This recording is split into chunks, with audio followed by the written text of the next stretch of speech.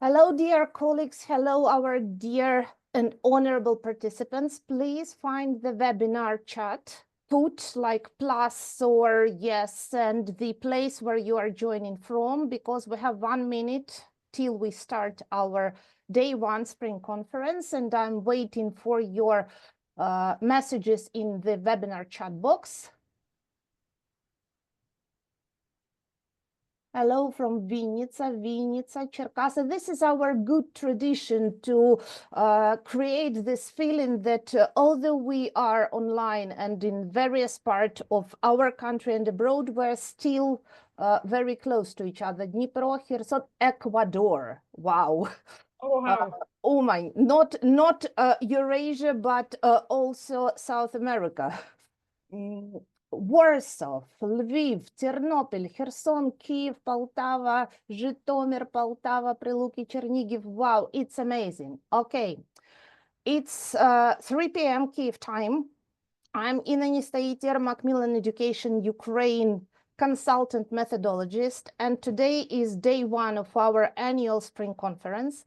Before the start, I would like to express gratitude to our defense forces, due to whom we are able to meet online. And also, I would like to remind you that you should keep yourself safe. And in case of air raid alarm, please make sure you are in the safe place. This conference is being recorded, so anyway, in any case, you will receive both a certificate and a recording. Now, with my great pleasure, I would like to give the floor to our first speaker, whom you probably know if you are the constant participant of our events. It's Karolina. She is going to speak about one of the burning topics of Ukrainian teachers, mixed abilities. Karolina, hello, and the audience is yours. Okay, let me just share my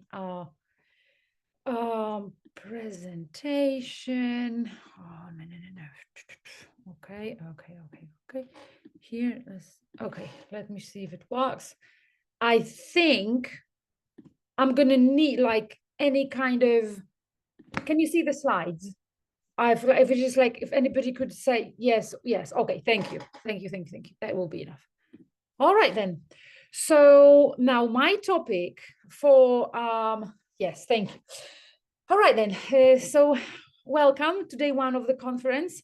It's my honor to be the first plenary speaker, and the topic for today, and it's something that I know the teachers that you guys actually requested, is teaching English like effectively, ensuring linguistic progress in mixed ability classes.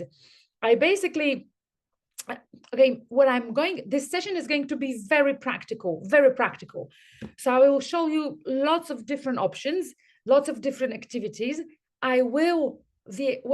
Basically my intention is to share my experience as a teacher, and also my kind of work of what I've been doing as an author, because for the last 2 years, the different teachers' books that I was working on, that's for the Polish market. But what I've been doing is kind of trying to adjust different activities to different abilities.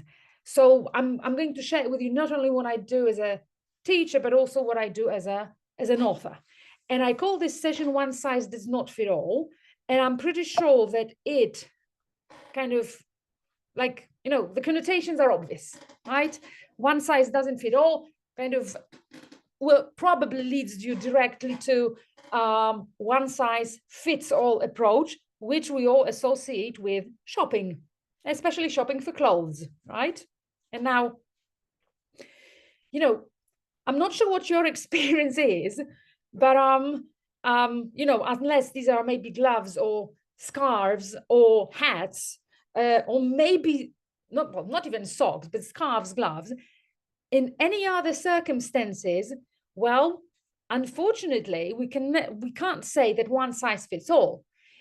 the producers, from different brands, they will also kind of expect that all women of more or less medium size would fit into an M-sized clothes, which is not the case. Kind of, again, I'm not sure what your experience is, but even within one brand, I sometimes buy an S-sized item of clothing, sometimes M, sometimes L, and it doesn't really. So clearly, one size does not fit all, right? And if we kind of think that it does, we may kind of end up looking like this, poor rabbit. It's something that is too big, too small, or definitely something that does not fit. The alternative to this is to have your clothes made to measure. In other words,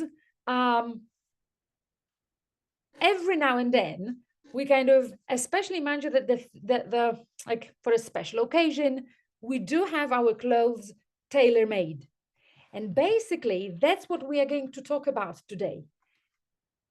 Our group of students, like whichever class we talk about, is a group of individuals of different body shapes and of different body sizes, so to speak, right? And in order to kind of address their needs, we should approach a kind of tailor-made teaching. Now, one of the things, before we kind of go into details as to what this tailor-made teaching really is and how to go about it, how to adjust or modify different activities in the classroom or in the course book, let me first kind of think about that. I would like us to think about for a moment what this mixed ability really is, because the fact that our classes are mixed ability classes is it's undeniable. One thing that I'd like to draw your attention to is that, well, I'd like to perhaps start with what mixed ability classes are not. And mixed ability classes are not mixed level classes.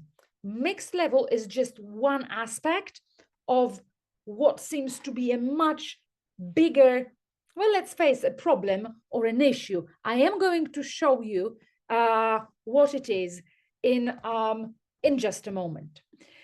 So from the perspective of a teacher, but also from my perspective of an author, I'm sorry, I'm trying to, this Zoom thing is covering half, okay, maybe now it's better. Like the Zoom thing is covering the middle of my slides. I need to handle that. Okay then, so the mixed ability classes comprise several elements really. So they go far beyond mixed level classes.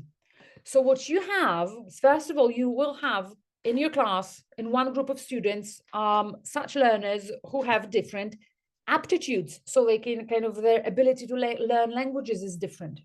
Of course, that means that you will have different proficiency levels, like, I mean, not perhaps ranging from A1 to B1, but some of the students in one class are just better and stronger, and others are weaker or poorer students.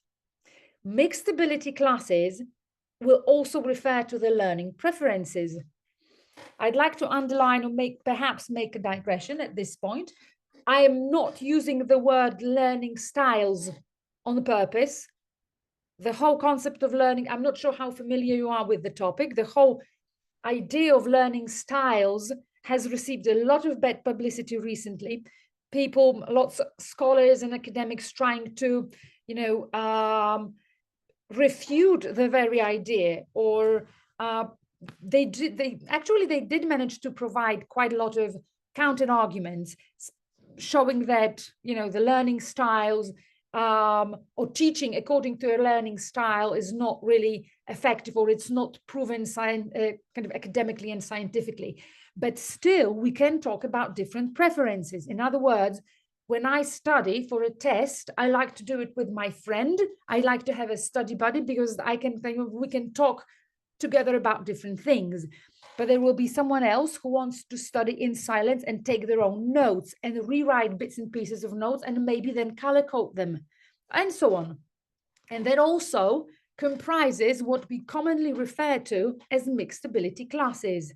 Okay, so it's not only the level, the differences in proficiency.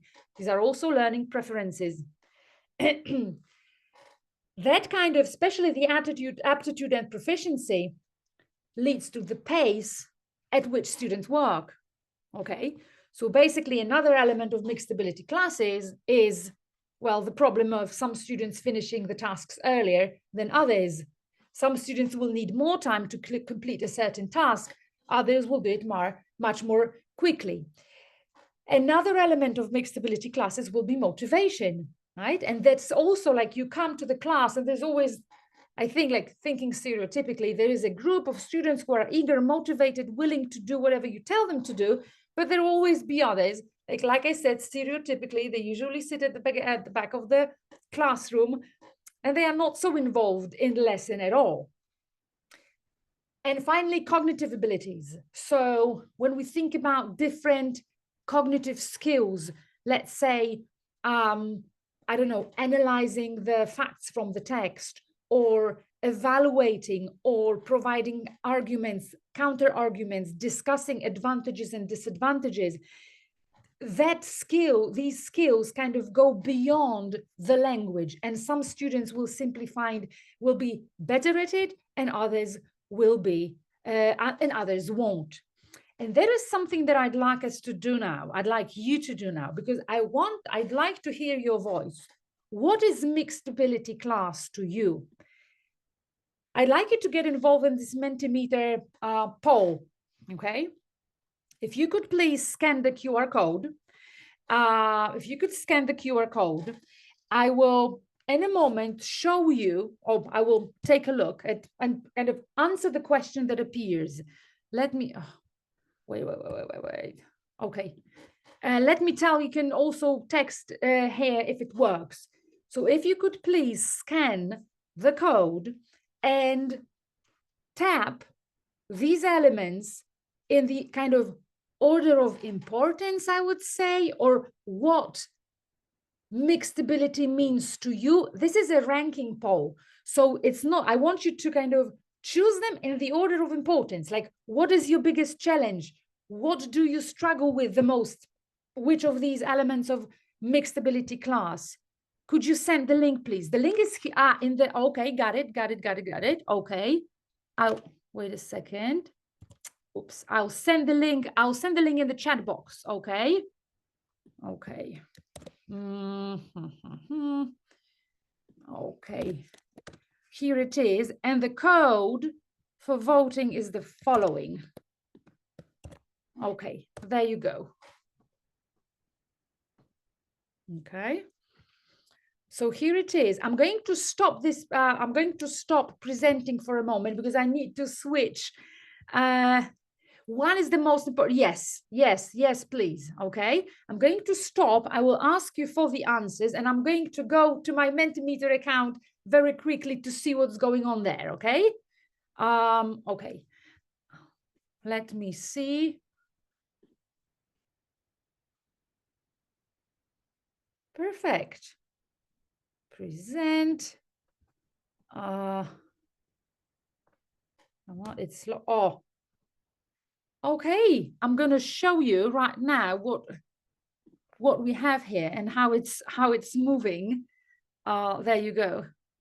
There you go. Take a look at this one.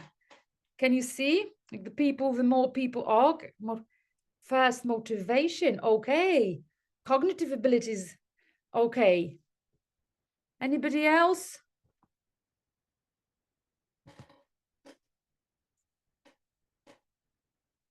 Okay. I guess I'm not sure whether you can see that people, you guys, you keep voting because the bars keep moving, but still motivation is absolutely number one, an unbeatable kind of a winner here.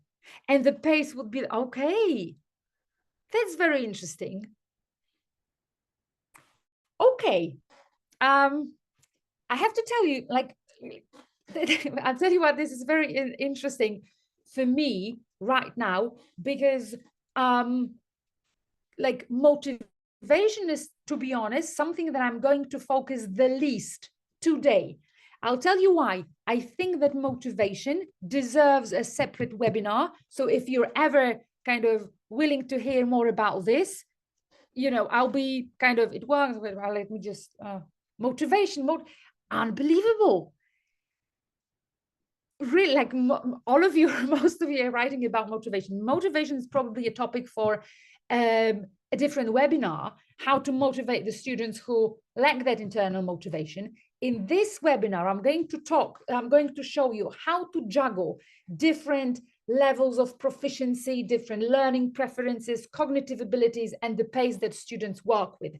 But one thing that probably should help you, kind of, to perhaps explain how that relates to motivation. Now, I believe that, and that's a comment that I really feel I need to make, due to the fact that clearly motivation is very important to, if not all of you, then definitely most of you.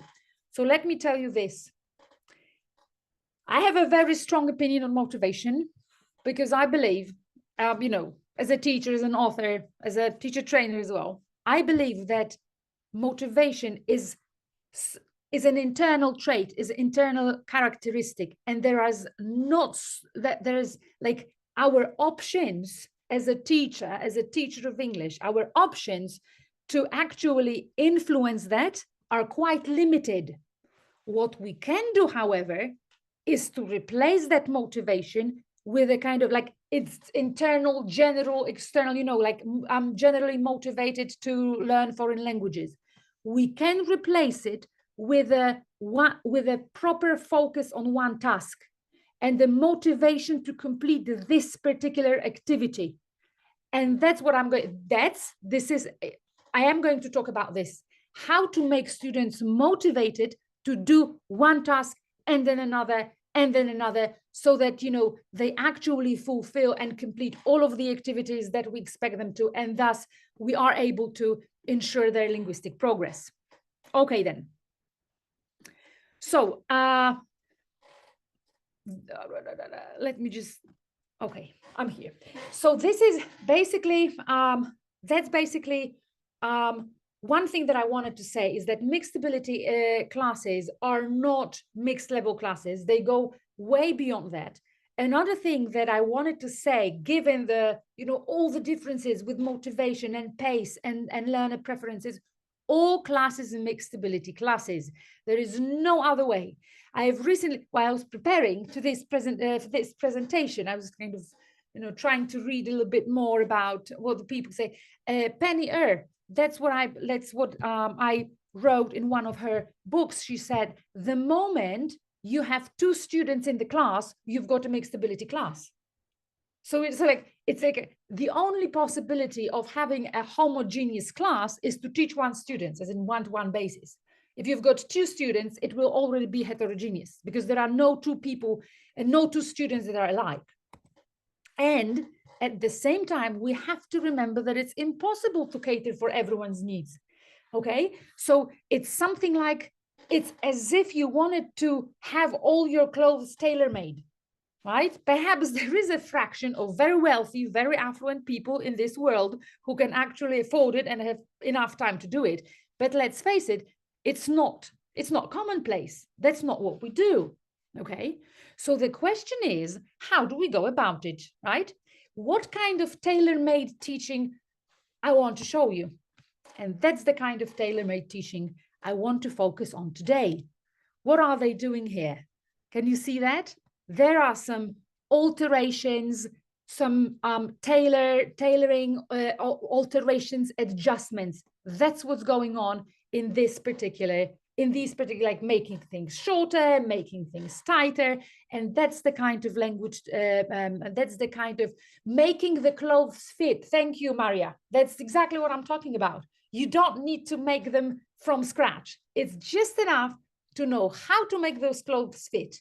And that's what I want to show you today. What do we do to make those activities fit?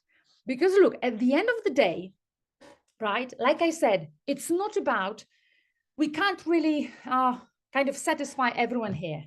However, as long as we ensure proper classroom dynamics, which in turn allows us to ensure linguistic progress, that's enough. We need some expedient measures. We need to be realistic about it. So as long as that's the way I see it, as long as my class does not end up in a complete mess due to the fact that everyone in that classroom works at a different pace with a different learning preferences or is at a different linguistic proficiency, as long as I don't get up in mess and I manage to achieve my lesson goals, that's enough. And that's fine. And there is one common kind of answer to it. There is one, I don't know, formula, maybe it's not like, or prescription maybe to do all that. And after Thornbury, we would look for this in differentiated instruction. So what I'm going to tell you, and that's what I want you to go out, like after this webinar, that's what I want you to remember really, is that teaching mixed ability classes or introducing tailor-made teaching does not mean that you have to copy lots of extra worksheets before the lesson for different types of students, for fast finishers, for those who are to kind of provide an extra stimulus or boost to some of the students or provide extra help for others. That's not what, that's like, I think that's absolutely, that's unfeasible. That's not reasonable. That's not doable at all. Right? What I want to show you is to how to kind of make those, tailor-like adjustments or alterations, or kind of how to tweak the course book material in such a way that, that you cater to the needs of as many students as possible. And I believe we can do it in 3 different ways, or there are 3 different kind of approaches or paths to take. The first one is by manipulating degrees of support. So in other words, for various activities, you can give students some extra help, or you can withdraw some of that help to make the task simply more difficult or more challenging. Another aspect of differentiated instruction means that you manage your time kind of wisely and effectively, so that you kind of ensure the good and adequate classroom dynamics. And the last one will be kind of showing students a range of activities in which they can approach a kind of approach different tasks in different modes. So kind of to cater for the needs of students who like to learn in different ways. And that's basically my agenda for today. Like I said, the session will be very practical, but there is one more thing I'd like to, out of these 3, I'm going to spend the most time on the first one, and I'll tell you why. That first point here, that is juggling the level of support, or juggling the level of the amount of help that you provide for each task during the lesson, is kind of regulated by I would say some mechanisms. And I want, instead of just showing you a few activities here and there, what I want to do is to show you those mechanisms. So, by the end of the session, you go home, you take this knowledge, to your classroom, and you know what to do and how to handle and how to approach that in the classroom kind of on your own. So there you go. That's what we are going to start with. I basically believe that in any course book, really, you can either provide in any course book, or for almost every exercise in the course book, you can either provide students with extra help, so that is extra support, or give them extra challenge. And that's not for the whole lesson, and it's not for the whole unit. It's not, we don't manipulate the lesson goals at all. What we do here is, on the level of a single activity, you can either give some help, or you can kind of boost the level up to make it more challenging. And now let me it's not going to be a unit walkthrough, but I am going to show you how to implement that on the basis of different activities. That's the opening pages of Unit 4 in Get Involved Level 1. And like I said, you probably could provide some extra. So in other words, you could probably give an additional instruction to help learners cope with that particular activity for each of these tasks. I'm going to show you, however, what I mean on the basis of these two activities. So just to show you, in this unit, students are learning, in this lesson, students are learning the phrases for like everyday activities, the times and times and everyday activities. So in number 6, the task is read about the boy's day and correct the phrases in bold, because obviously they are in the wrong they are in the wrong direction. And then what comes afterwards is exercise 7, which is a speaking task. The instruction says, work in pairs, compare your day and the boys, compare your own day and the boys' day. What is the same and what is different? And to do this task, I mean, now think about some students who are struggling, who are generally either less motivated or just, for a less motivated student, you probably give them some time to talk and they don't even bother, right? So that's also a good support activity for students who are undermotivated. So if you want to give the students extra support, you can ask them to complete that. There's no speaking. You don't need to talk to anyone. Just write this. What is the same and what is different? I'll tell you now how it works as an expedient measure with those who are unmotivated. Like I said, if you tell the student who is not motivated, who doesn't, there's a kind of, I ain't bothered. I think, whatever. So if you tell them to speak, to do the speaking activity in pairs, they ain't bothered. But the exercise, the support activity requires them to actually write something down. In other words, you kind of give a palpable outcome, a visible outcome, black and white, in the notebook to that activity. And by adding that physical outcome, you kind of motivate the students to actually do something, okay? So that's support. Also, for other students who are struggling, this task may be simply too difficult. So instead of discussing it with your friend, just write it down, okay? Now, the challenge activity is, okay, so kind of let's take it one step further. The challenge, instead of just comparing your own day with the boys' day, the instruction says, find one thing you both do the same and one thing you both do differently. So don't only compare yourself with the boy, but you also work in pairs and compare your kind of daily routine with one another. And mind you that at the end of the day, the goal is achieved, because what is the purpose of exercise 7? The purpose of exercise 7 is to make students process the target language. And they will process it in both the first one and the second option. The second is much more difficult because now they are expected to add some context.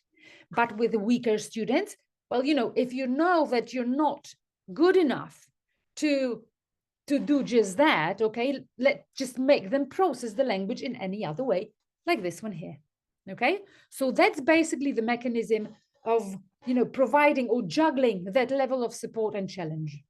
Let me show you another activity.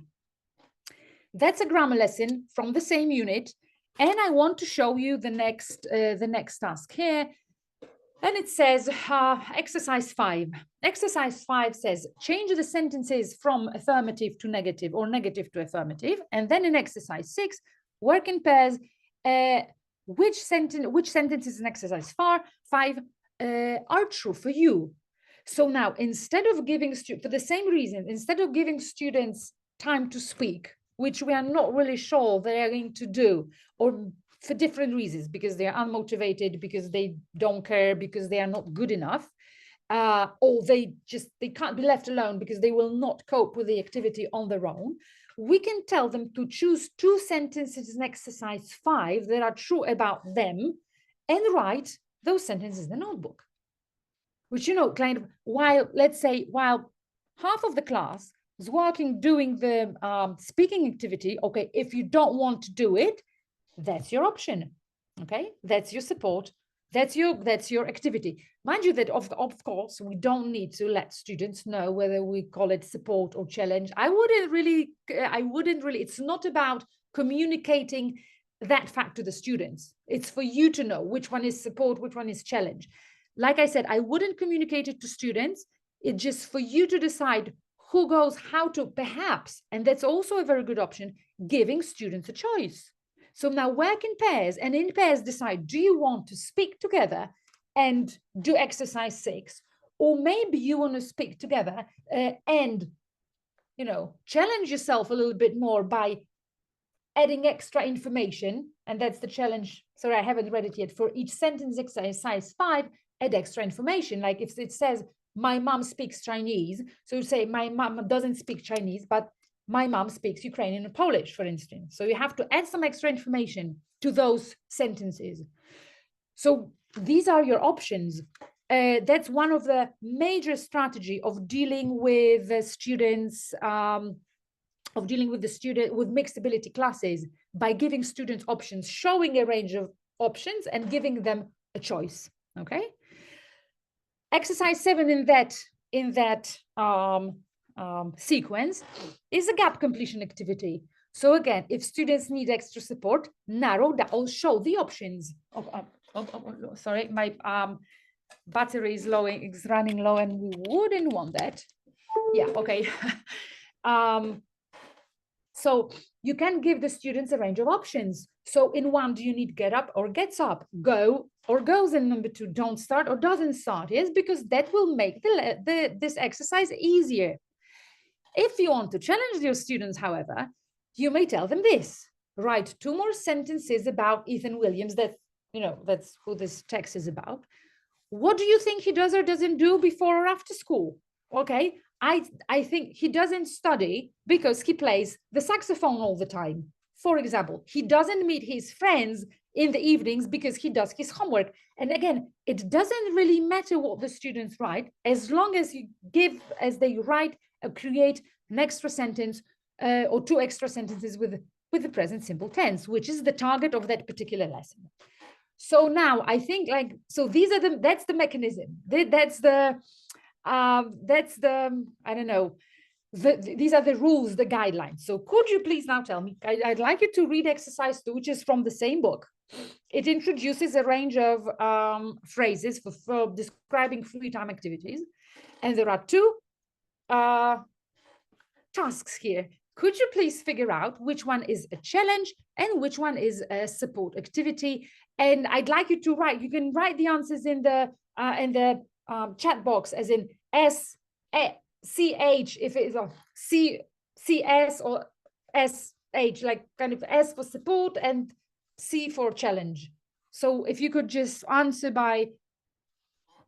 in the chat box, that would be great.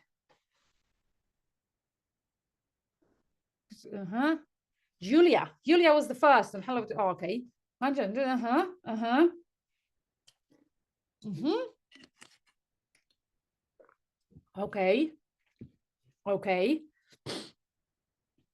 Okay. I think you get it. I think that you get the hang of it, right? Yeah.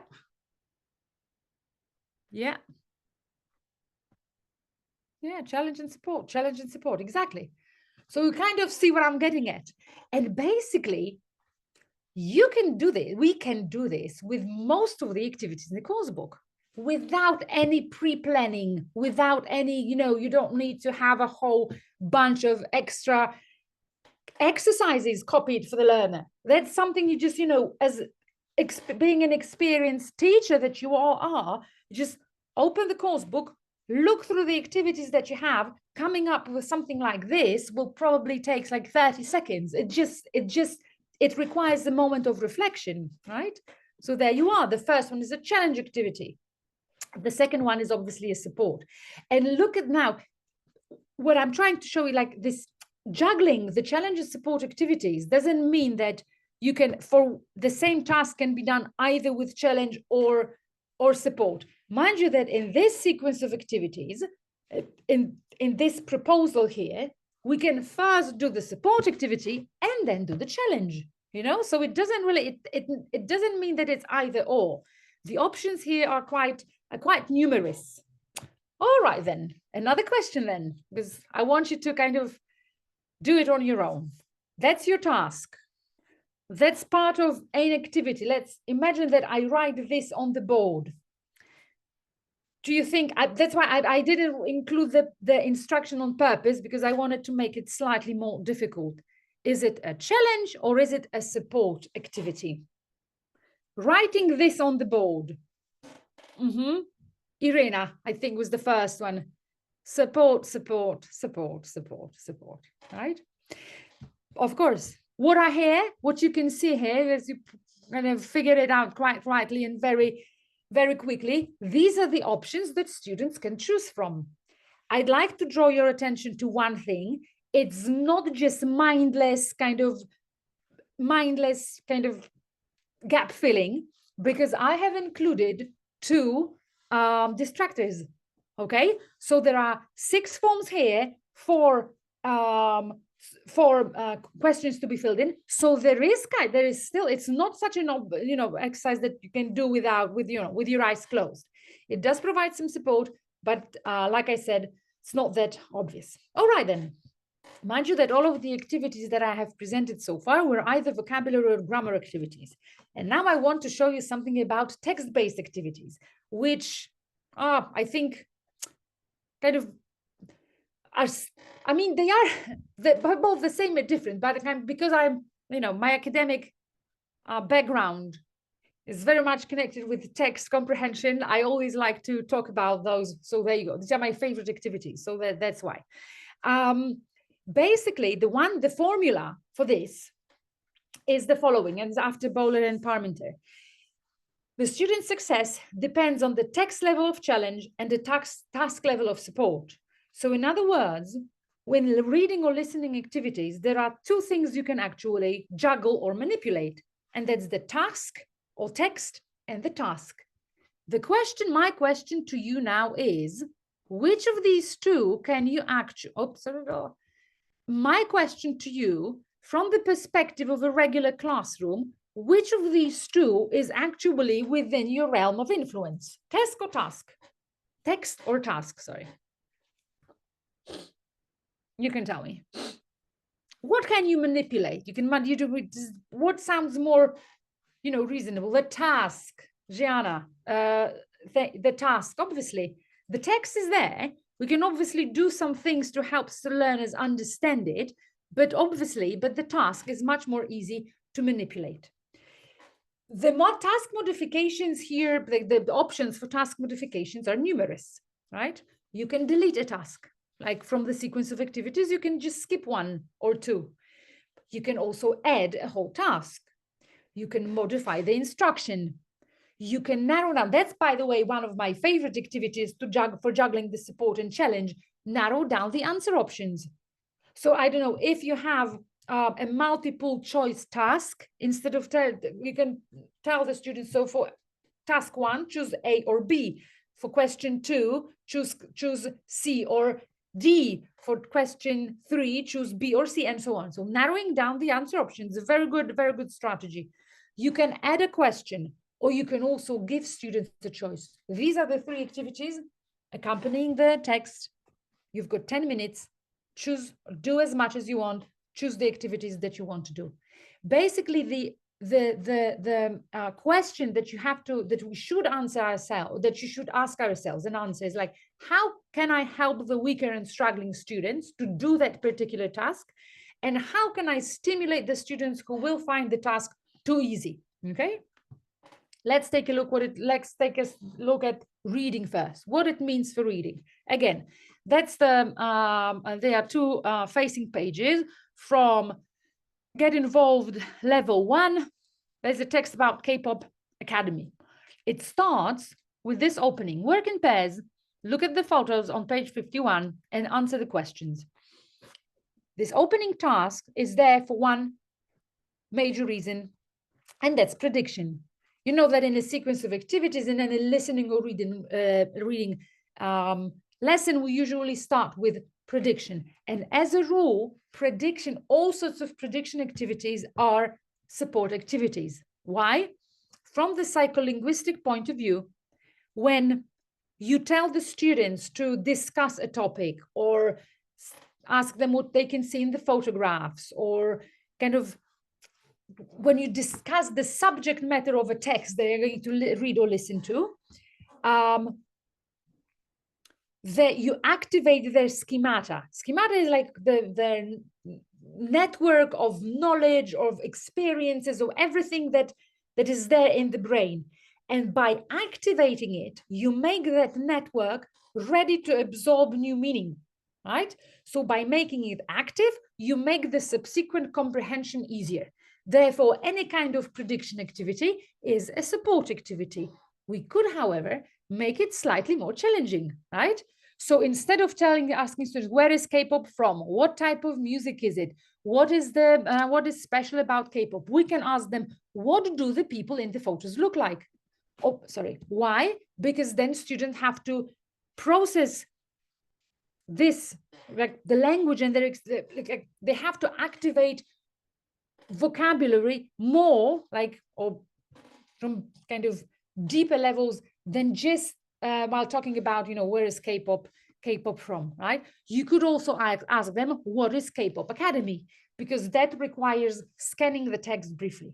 Okay, so this, again, prediction is by definition a support task, but we can also always include something extra to make it more challenging. And here comes the first reading activity. Read and listen to the article to complete the schedule for a typical day. And again, option 1, write the options on the board, including 2 distractors. But let me show you option number 2. So that's what this gives students the ready-made forms, all of it, the whole phrases. This gives them only part of the phrases. So what I did here was omit PM or AM, which already means that there is some kind of, again, the students have to think about it a little bit more.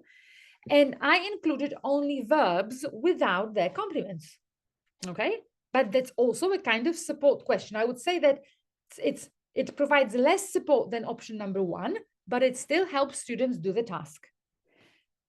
That was exercise 4. Now, with exercise 5, I would give students a challenge. That's a true/false. That's a task in which students decide if the sentences are whether the sentences are true or false. So the challenge could be as follows: write 2 more statements about the text, 1 true and 1 false, and then swap the sentences with a friend for him or her to say which one is true, which one is, and also to correct the one that is false. Okay, so basically what you could do with this one is, while some students are still busy trying to do this particular task, you can give students some extra activity to keep them busy while the others are still trying to catch up, right? So that's basically, and mind you that before I was showing you options like of a support and challenge activity for one task in the course book. Here, it was like the situation was slightly different. For exercise 4, you've got a support activity. For exercise 5, you've got a challenge activity. I'll tell you why it differs, because it kind of does seem to be a bit freestyle, because to be honest, it is. There is no one formula behind it that, ready to implement, and there are no major rules. I'm only sharing with you what I find useful in my classroom. And I don't think that, that you need to have a support and a challenge activity for the same task. We can, it's for you to juggle. Mind you that the biggest asset of every teacher is the fact that they know their students. So you know what your students need, okay? You know how many students are struggling, how many students in your class will need extra support, and how many will need extra challenge. This is all for you to decide. And one final thing, so mind you, for now we were juggling this text and task kind of level of difficulty. Another way of providing for mixed ability classes would be to involve different kinds of cognitive abilities. In Get Involved, all levels, you will find those in text-based lessons, you will find those critical thinking boxes.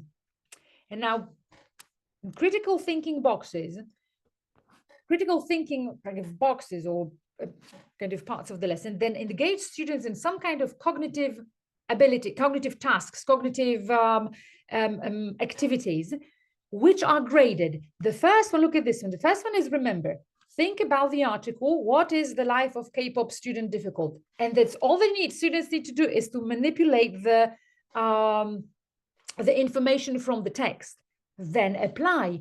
How are the lives of these people difficult? And there are 3 other options. And then the last one is evaluate what are 2 advantages and disadvantages about the type of the life of people in exercise 1 and 2.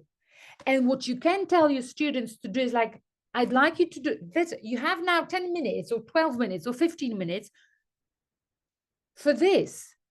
Please decide which tasks you want to do, or do as many tasks. Start with number 1, do as many tasks as you can, and so on. And I'm not sure if you can see the resemblance to one of the most powerful kind of guidelines and formulas in education in general. These are nothing else but different levels of thinking skills in the Bloom's taxonomy. So first, the lowest one will be the easiest one.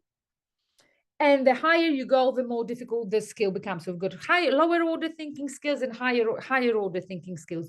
And mind you that when we talk about mixed ability classes, that's also what we are talking about. Not all of the students in your class will be able to create and produce a new or original work based on what they have just heard or listened to. Okay, that's for just some of the students. Others will probably stop with understanding or applying. Okay, so all sorts of, let me just check that. Okay, so all sorts of critical thinking boxes, like the ones you can see. Remember, apply, evaluate is the one that I've just shown you. Or from level 2, understand, evaluate, create. Okay, this within itself, within that critical thinking box, you've got this gradation of cognitive difficulty, which, if used properly, will help you to cater for the needs of mixed abilities students. Okay, so that's reading. Now let me tell you a few things about listening. And again, I'm going to show you that this support and challenge is a kind of a freestyle, and there is no one prefixed or one predetermined or fixed formula. Look at this task. Students are listening to an interview. The instruction says, listen to an interview with a hockey player. What does the player talk about, right? And there are some options, which is obviously a support activity, right? What I would do after this is maybe challenge the students. I would ask the students to tell me in L1 what advantages the player mentions, because that's exactly what, like the answer here is C, but he talks about advantages of a team sport. So I would ask some of the strongest students to tell me what advantages he mentions. And you know what the sequence, what the best part of this sequence of activities will be, is that the challenge for one group of students will become a support for another group of students. Because for a stronger student, if you want to challenge them, saying what they hear or summarizing what they hear in English in their mother tongue is a very challenging activity. But for the poorer students, the weaker, the struggling students, to hear in their mother tongue what they have just heard makes the second listening much easier, okay? So as you can see, like the options here are really numerous, okay? Another example, look, listen to a school radio program, put photos and A to D in the correct order. This is yet another example of activity which can be both support and the challenge. What is the program about? Okay, for a student who says that, you can ask the strongest students to say just that, to answer that particular question. That will be a challenge, okay? But for those students who are maybe struggling with the understanding, like for them to hear their friend, their colleague, their fellow student to say, okay, the program is about this and this and that, this is a support which will make the subsequent listening, which is listening, the second listening, much easier, okay, to follow. Okay, then, look at this one. And again, it doesn't really matter, like one exercise can be either, students can be either supported or challenged within the same exercise. Here, you've got a different sequence. In exercise 7, when students have to listen and correct the sentences, this is a kind of support, right? Because they have bits and pieces given. All they need to do is to change them, like catch this one detail and change it. But then to discuss, would you like to do this activity? Why not? Is there another activity in the information box that you prefer? Now, this is like, this sequence of activities is moving from lower order thinking skills towards higher order thinking skills in Bloom's taxonomy. So also what I'm trying to show with a well-organized course book, in a number of moments, does that for you. Okay, does that like caters for the mixed ability students in its very own design. That's what I wanted to show. That's exactly what you can see here. Okay, so another task. There are 4 activities here. In other words, there are 2 exercises from the book. You've got exercise 5 and exercise 6. And there are 4 different either support or challenge activities, A, B, C, or D. Could you now please read them and tell me kind of what they are? So like, just try to figure out which activity is a support activity for 5 and which one is a support activity for 6. And then which one is a challenge activity for 5 and challenge activity for 6. I will leave you to it for just a moment. Okay, chat. So that I'm just trying to.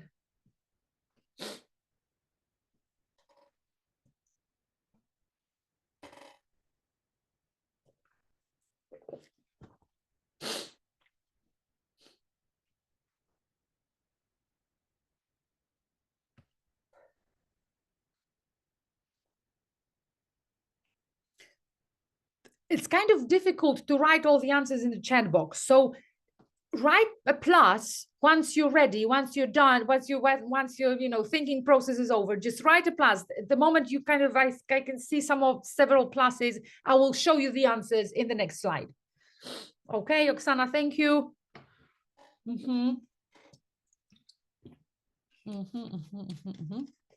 Okay, I think we can do this. So there you go. Okay. So B is the support activity for 5 and C is a challenge activity for 5.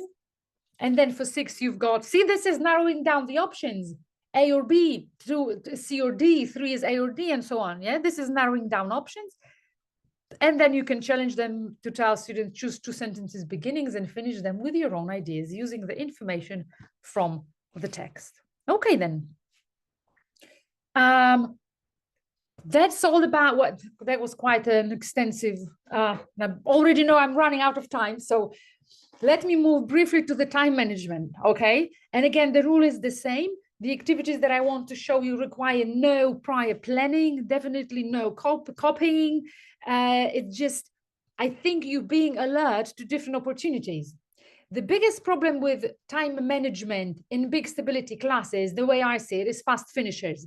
Because, okay, the problem is also with students who struggle and need more time, but kind of they won't slow down your lesson that much. I mean, because they don't usually say, Miss, I haven't finished, Miss, I haven't finished. They will just kind of sit quietly and, well, they either finish or they don't. The problem is that those students don't finish the activity, but the others are kind of ready to move on. So the activities for fast finishers are there on the one hand to keep the students who are done with the task busy, but also give the students who need extra time, to give students extra time, to give extra time to those students who need it. Okay. And now fast finishers activities can be either based on a task or a lesson. So now when it comes to task related lessons, it's just like, students finish a task and, they are out, they're done, they don't know what to do. So you just can drop them something extra to do, like this one, student in the exercise 3 here, it says write out the conversation replacing the app icons. It's from a vocabulary lesson. Students, are learning or revising phrases such as watch TV, play games, take photos. So, a very obvious option here would be to write the conversations, the ones that you have here. You've got 7 minutes to do it or 5 minutes to do it. If you finish earlier, write another conversation of your own.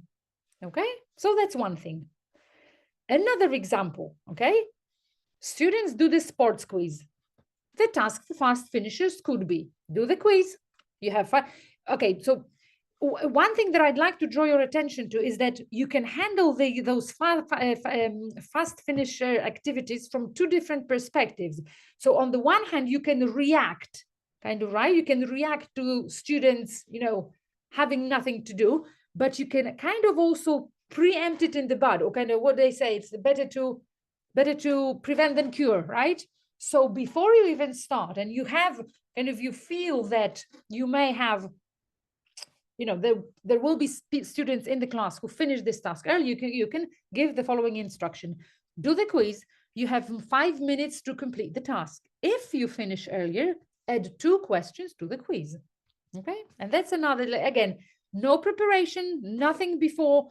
You don't have to do anything before the lesson. You don't have to write any extra sentences or anything. Okay, and we could probably continue like this. Another example, write 3 like students copy the table and they have to write the activities, the name of the activities that come with do, go, and play. If you finish earlier, write 3 sentences with different words using adverbs of frequency. Adverbs of frequency is the lesson before this one, which kind of also includes some kind of recycling. And we can probably, and we can, okay, and we can probably continue like this forever, I think, because like I said, like for every single task in the exercise in the course book, we are able to figure out something, something to add, something to modify, and so on. What do all of these activities have in common? They require no planning. And second of all, they have no structure. So in other words, okay, you can have a task for fast finishers with, let's say, you're working on present simple. So you can have 10 or 12 extra sentences prepared before the lesson, copied on a separate piece of paper. So that means a lot of structure. But I am really convinced, and that's something that I figure out, again, I haven't read, and like it's not academically proven. That's my own experience that made me figure out this. Generally in a life of a teacher, the less structured activities, right, produce more open tasks. So it's, instead of writing 10 sentences, you can ask one smart question. But these are the activities that require little effort from the teacher, but they produce a lot of engagement from the learner. So I would say in every single task, there is a certain amount of effort included. If the task is structured, if you as a teacher have to work on it, prepare it and whatnot, the effort is yours. The student usually then just takes or writes down, completes the task, and that's it.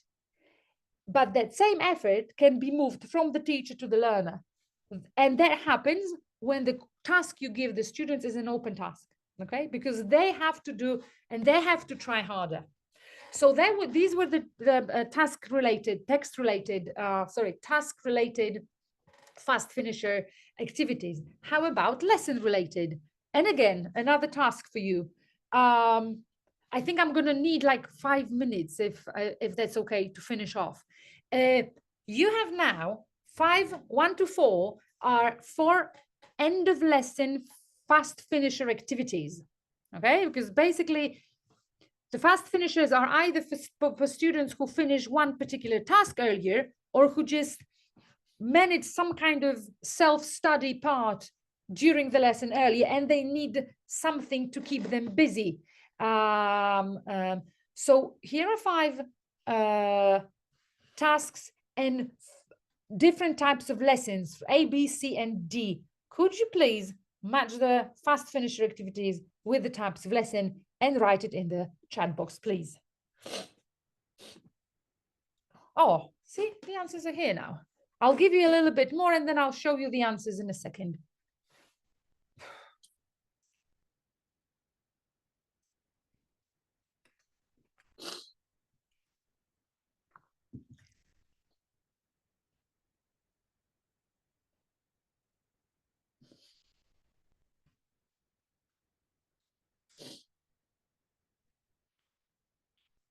Yeah, okay. See, I think you get it. I think my job, oh, I didn't write, oh, so that's the, oh, these are the answers, sorry. So 1B, 2C, 3D, and 4A, okay? One thing that I'd like to underline is that in a well-designed course book, in a well-designed modern course book, those end of lesson fast finisher activities are already there.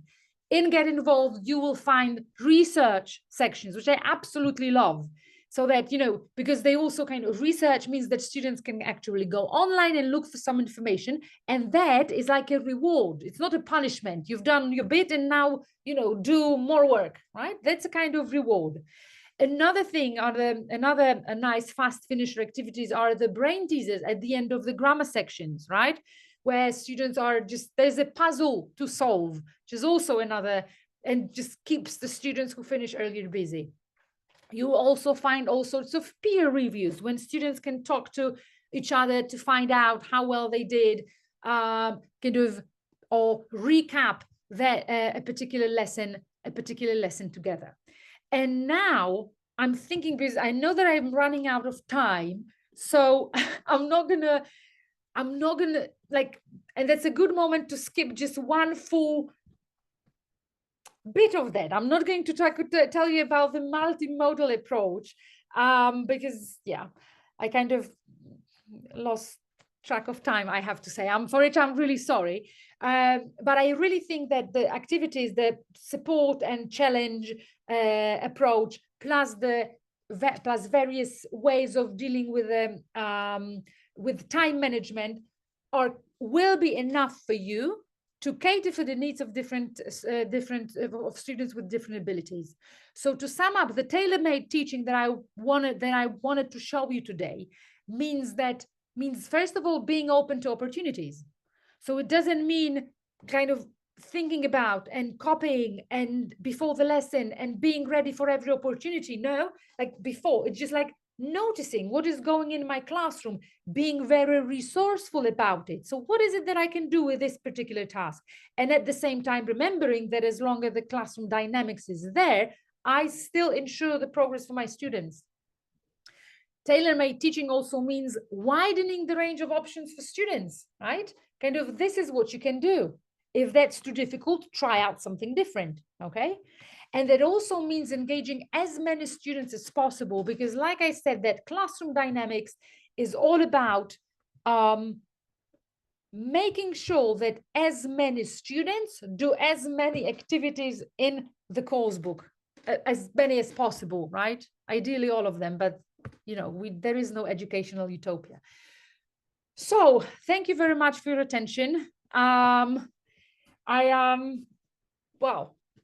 I'm pretty sure it's not the last time we meet. So I'll keep it in mind that the next time I can do a bit more and I can speak a little bit more about maybe motivation that will my learning, and also the multimodal approach in teaching English to secondary school students. Thank you very much. Carolina, thank you very much. Definitely, we do have one of the topics for our back to school conference. It will be motivation. There you go. There you go. See? And thanks a lot for really practical examples and practical activities. See you next time, hopefully with the topic of motivation, because it is one of another burning topics. Yeah. I'm going to share my screen to get to know our participants more closely. So I have a very short and very simple quiz for you. Please, in the chat box, type the answers to several questions. So the first question is, how many lessons per week in one class do you have? Okay, I see 3, 4, 5, 3, 4, 3 plus, 3, 4. Thank you very much. My next question is, do you teach large classes mainly? Large classes meaning 20 plus. Yes or no? Okay, we have different teachers. Some of you are really happy teachers. You have divided your classes in half, but there are lots of you who teach large classes. A very silly question after Carolina's session, do you teach mixed abilities classes? Yes, yes, sure, because all of our classes are mixed abilities. Well, my next question, do you find it challenging to involve all your students in pair work activities, in speaking activities, in group work activities? Is it challenging for you sometimes or often? Okay, it's yes, no, sometimes. Thank you very much. My next question is, does it take you more than 20 minutes to prepare for one lessons for your teenage learners? If more than yes, well, yes, an hour. Yes, sometimes yes, sometimes yes. We do have no answers, and that's great. It depends. It's a very good answer. But again, most answers I see that plus, but it depends. And one more question. Again, it might sound silly after Carolina's session because she showed you that you don't actually need to photocopy loads of materials. But anyway, do you feel you need to look for additional material to supplement your lessons? Yes, I need. Yes, we do. Yes, definitely. Sometimes we have some no answers. Depends on the topic. Yes, always, sometimes. Thank you very much.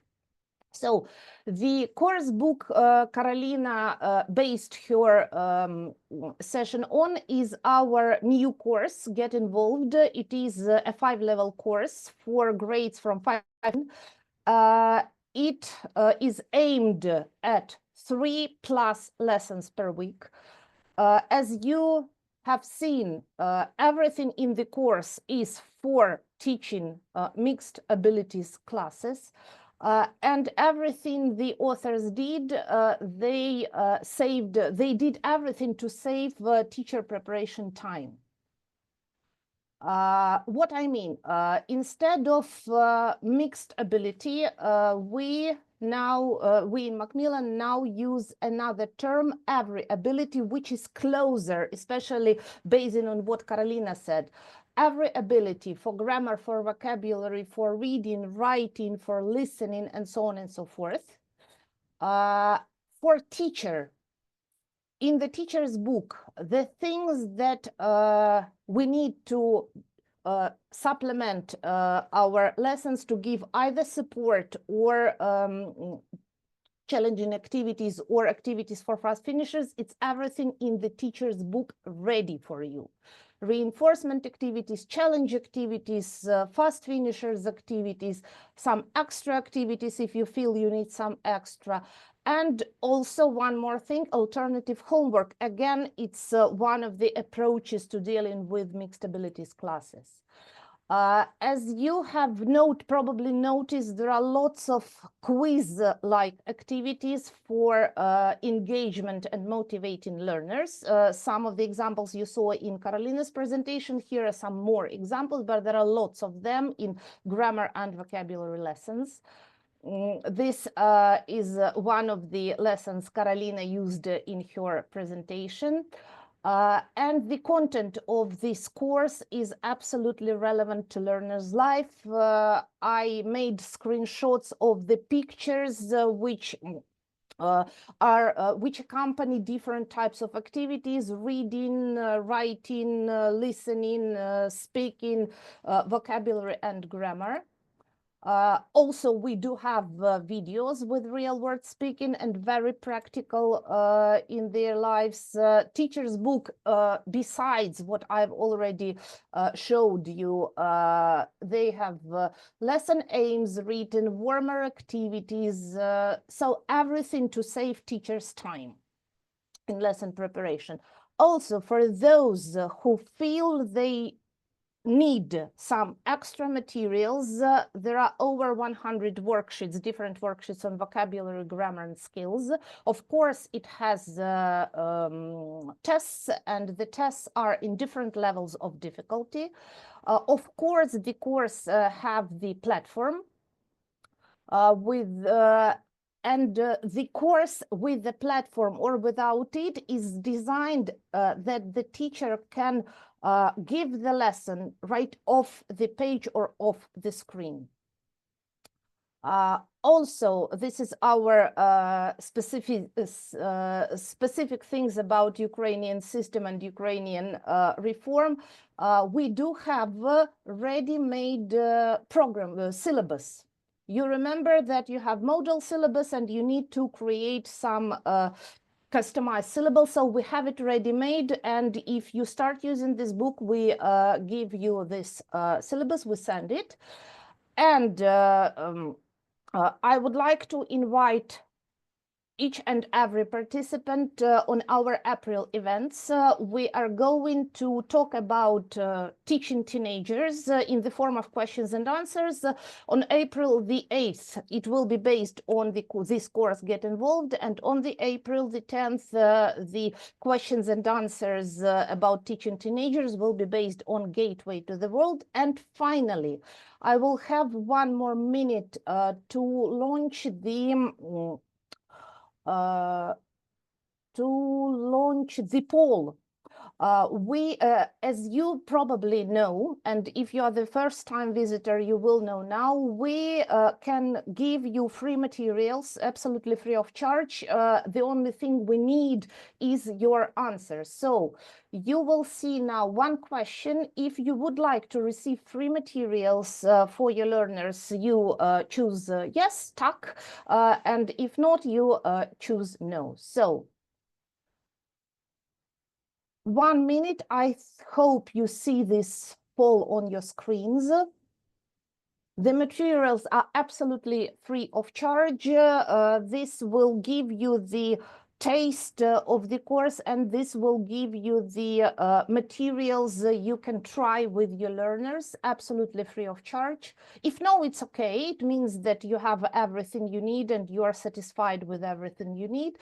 But if yes, it's free of charge.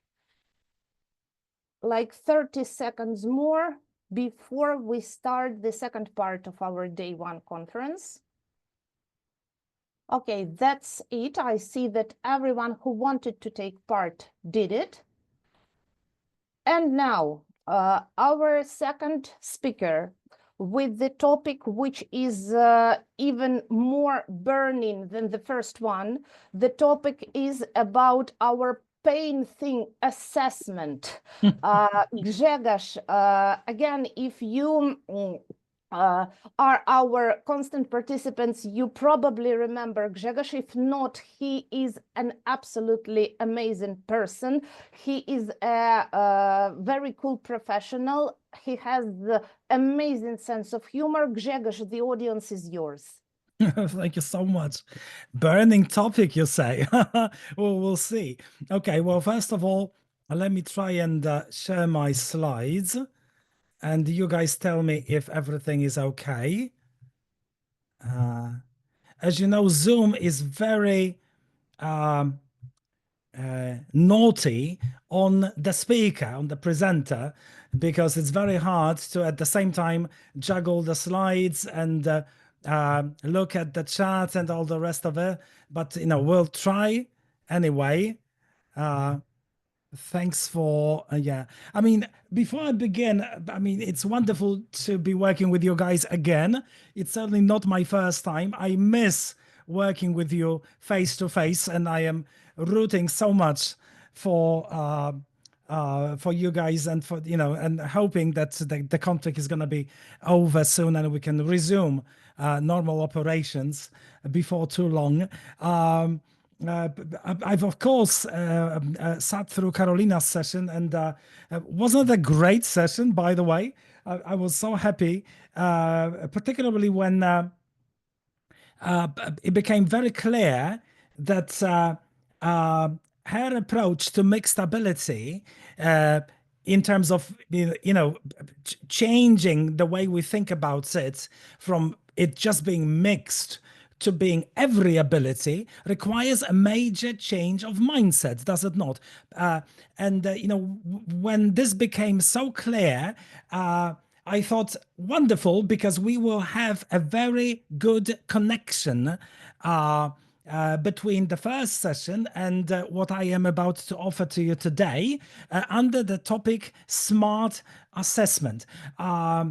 I will explain what I mean by this change of mindset in a moment, but perhaps to start you off, since Ina so kindly said I have sense of humor, I thought, okay, perhaps we could begin by me justifying that first heading in the title, smart assessment. I mean, why smart?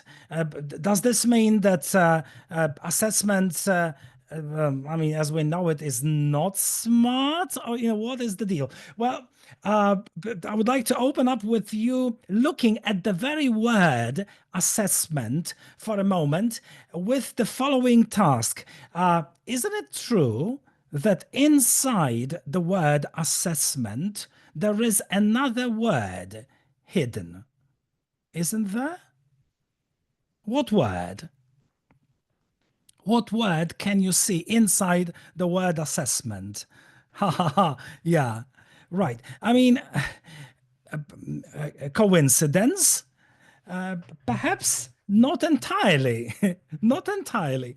The fact that the word as is in there perhaps indicates the fact that at least certain types of assessment are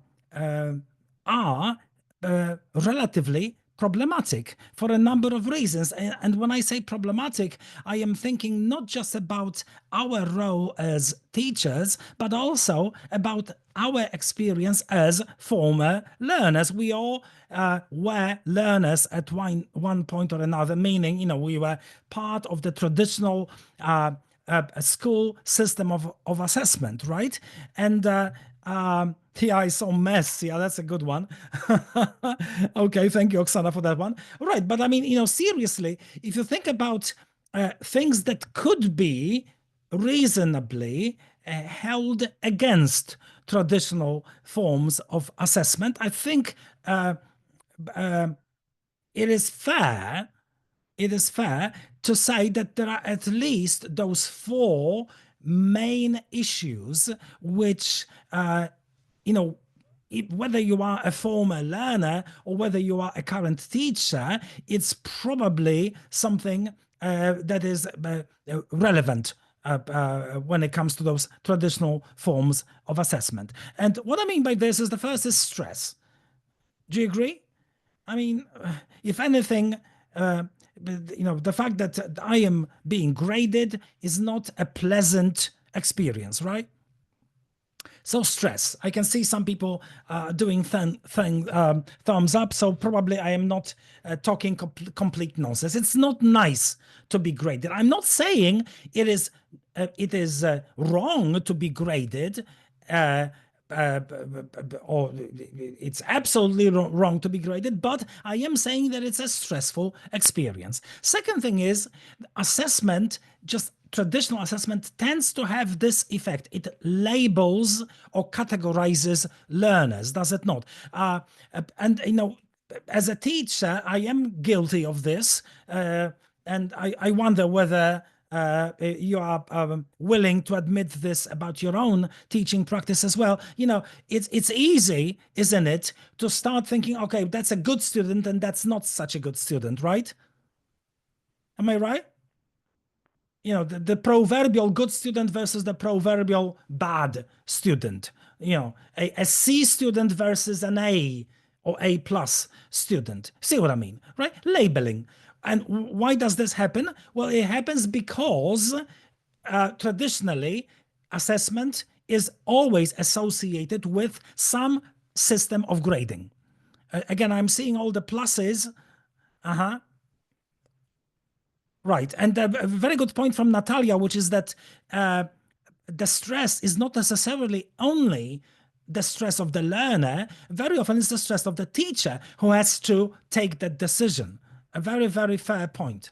Now, the third is perhaps equally as interesting and very worrisome, which is that, as soon as you start assessing people and giving them grades, you are almost of necessity focusing their attention and perhaps by extension your own attention and the parents' attention, as Natalia just said, on the things, aspects of the program which are eventually tested.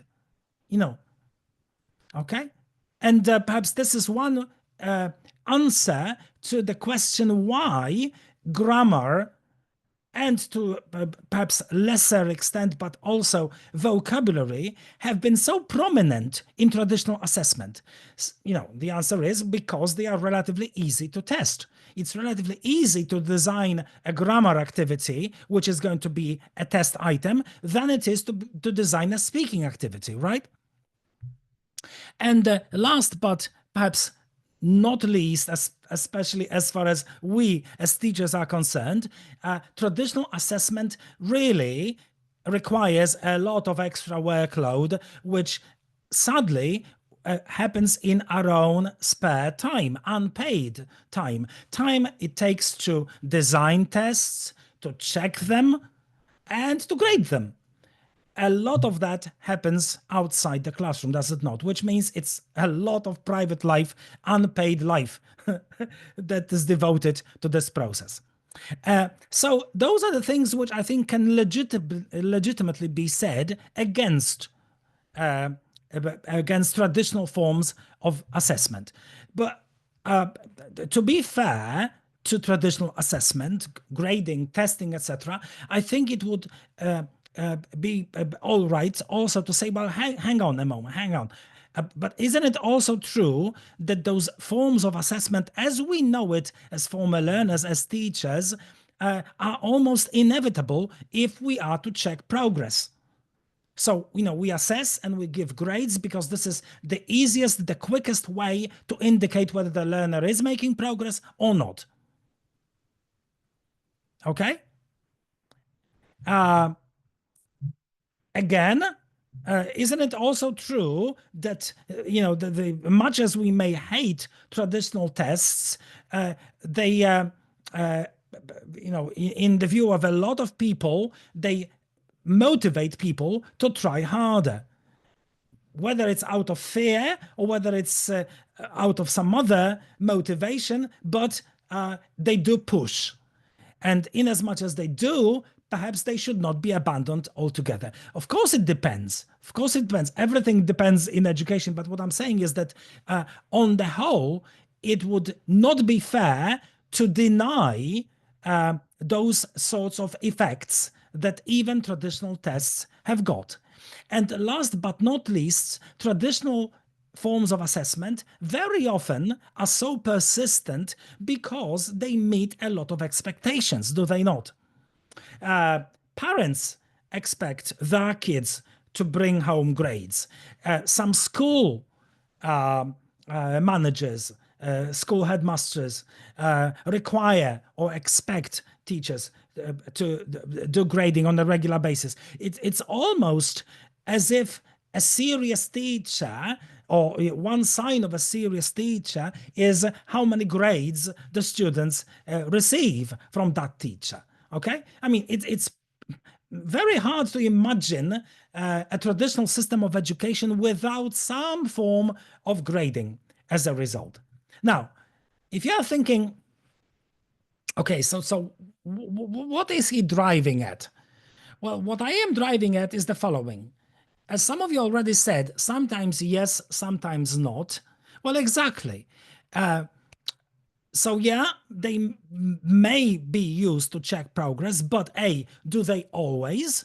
And B, are there not other alternative ways to achieve this without putting people through the trauma of being graded? Motivation, Carolina already had a lot to say about how motivation as a general state is something which is difficult to control. So using her insight, I will in a sense amplify this and say, and perhaps we can also have other ways to locally push people to get more involved in what they are doing, rather than just testing them periodically. And on the topic of expectations, well, I have done a little bit of research about what has been going on in Ukraine. And one thing that I think is fair to say is that for a certain period already, your ministry certainly stopped having expectations about traditional assessment and grading, and they want something else entirely. Am I right? And not only this rather famous document, as far as I understand, but this document has then been followed by a number of more specific recommendations, further documents, not all of them, as I have been told, necessarily very much aligned with one another, which is quite common for a ministry. It's not just yours, believe you me. In my country, we've been struggling with ministerial reforms for quite some time.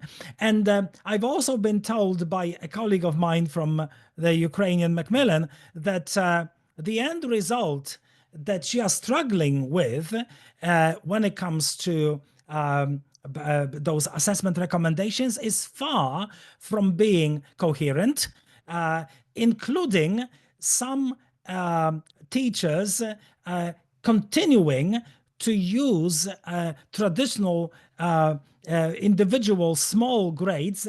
They even have a name, I am told, potoczna ocenka. Is that correct? So I'm just curious, how many of you, now we have over 500 people in the room, how many people in the room actually use those potoczna ocenka, I wonder? Can you tell me in the chat? Okay, I already have some pluses. Okay. Well, I'm very glad to hear that. Thanks a lot. In fact, most people seem to be saying that, at least, okay, right. All right, so if you're thinking, okay, so what's he driving at? What's his point is going to be? Well, my first point is to try and think about all those recommendations coming from your ministry, amongst others, and rather than just lament, the chaos and worry about all those administrative stipulations, I would like us to kind of try and really think through what it is that they are potentially giving us an opportunity to do, and see whether we are indeed ready to embrace that opportunity. So first of all, look at what you have got on the slide at the moment. A sample piece of students' work. On the right-hand side, on the margin, a number of secret messages from the teacher, aren't they? Gr, lex, tense, art. art, or we know that it's probably article, but does the learner know that it's article? And several things underlined in the in the body of that writing, because of course those are, as Tatiana says, those are mistakes, right? There is also a hypothetical grade assigned to this. Familiar, isn't it? I mean, I used to correct students' work exactly like this. By the way, a lot or most of my activity doing this happened outside the classroom. Well, where else? Are you with me? And my question to you is the following. Okay, so imagine that a teacher does exactly what I show you in the slide, okay? Gives the student this piece of work, and remember how on one of the slides before I said that one of the good things about grades is that they motivate people to try harder. So my question to you now is, an average learner that you teach, when they see a piece of work looking like this, are they motivated to do anything else with this piece at all? And Tatiana was very quick to say no. Nadia says no. Irina says no. Vita says no. Another Irina says no.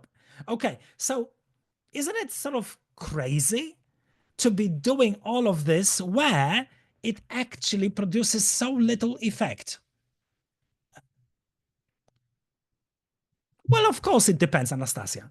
But no matter which technique we take, it always to a certain extent depends on the learner. But I think the prevailing spirit, as you are showing me the spirit now in the chat, is that we kind of feel that it does not have the desired educational effect. And yet, in a sense, we traditionally do it, maybe to meet those expectations, parental expectations, maybe schoolmasters' expectations, etc., etc., etc. Yes, and as Oksana now said, what is corrected is closed for thinking. Thank you so much for this comment, Oksana. I will in a moment revisit it, and I hope you will be very happy with the alternative. But before I show you an alternative, I want to show you another example and try and think about this, okay? It will be a bit of a critical thinking moment for us as well. Another piece of students' work.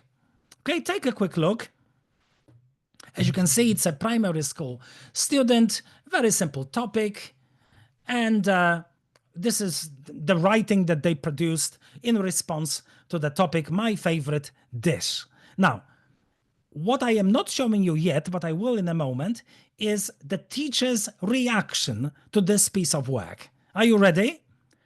Fasten your seatbelts because it's an important reaction. As you can see, it's a real example, in fact, an example that I copied from a colleague of mine who happens to be an English teacher in Poland and also a teacher trainer. So you can imagine how happy, inverted commas, she was to see this piece of work produced by her own child and then the reaction of another teacher. Are you ready? Here is the reaction. The first comment is in Polish. Translated into English, it would be, why 3 sentences only? And then notice, how often do you eat it? Who makes it for you? What other pizzas do you like? 3, which is, a passing grade, but not a very good grade in the Polish system, right? The Polish system goes from 1 to 6, so 3, not a very good grade, okay? And the inverted brackets, it says correct, exclamation mark. By the way, it's all in red. Something else, our favorite color traditionally. Well, what do you think? Good strategy? Again, when I was a young, inexperienced teacher, I am pretty sure I did a lot of this myself. So, I'm not just trying to pretend here that I've been born that smart. What I am saying is that I have learned the hard way. And some of you are now saying, of course not. discouraging, etc. But you know what? It's not just that it's discouraging. It's not just that the grade is not satisfactory. And we could debate whether this learner doesn't or does deserve a better grade. This to one side, I think the critical problem is something else completely. And it is illustrated absolutely beautifully in this cartoon. Take a good look. It's all about the timing of the comments. You see? So when you look at this, think about the situation of that learner who produced a piece of writing. Okay? And now the teacher is responding. The question is, can the learner use those teacher's comments at all as a parachute that will help them almost literally land this task better? Or do they fall all the way down? Yeah. And then the teacher jumps in with super helpful comments when it's, of course, too late. Do you see what I mean? So the problem and the reason why people don't take advantage of a lot of so-called feedback is that even if it is given and it's written up as it was, and the teacher spent quite a bit of time giving that feedback, okay, is that it's simply coming too late. And the piece of work was already graded. So why should I care as a learner to correct it? I already got a C, yeah, or a 3. So why should I even bother? And you see, this is what I mean by assessment which is not smart. And this is why I think it's worth trying to think through an alternative, something that I call smart assessment. Okay, like the donkey from Shrek. Okay, so what is smart assessment? Why is it so important? Well, I am not saying, by the way, I want to make absolutely clear, I am not saying that traditional form of assessment is by definition wrong. No. It is assessment of learning. But what I am saying is that if you really want to be smart about it, you can also take on those forms of assessment which are for learning and not just of learning. The change of preposition is absolutely fundamental. Do you do assessment of learning that has already happened? Okay, and notice periodically we have to do it, even in your reformed system. Correct? You need to give grades at least once a semester. Fine. Yeah. Fine. Once a semester, it's okay, because the learner needs and the system needs, parents need a objective periodical system that will sort of classify achievement with the population of learners. But this assessment 4 is a completely different ballpark. Yes, Natalia, this is what is a synonym of formative assessment. But I just want to make sure that we see this as a real change in mindset. So what I am reminding you of is, remember, we looked at this piece of writing with all the mistakes underlined and all the mistakes coded by the teacher on the margin, okay, together with the grade. This is a textbook case of assessment of learning. Sometimes it's also called summative assessment. Okay, well, that is summative, Arifa. This is summative assessment, okay? Small scale summative assessment. Now, I want you to fasten your seatbelts, because I want to show you something which, when I first saw this, I was stunned. Okay, are you ready? Here is a way to look at the same piece of student writing with an eye to assess it for learning. Take a look. same piece of writing. How is that? It takes a lot of green marker.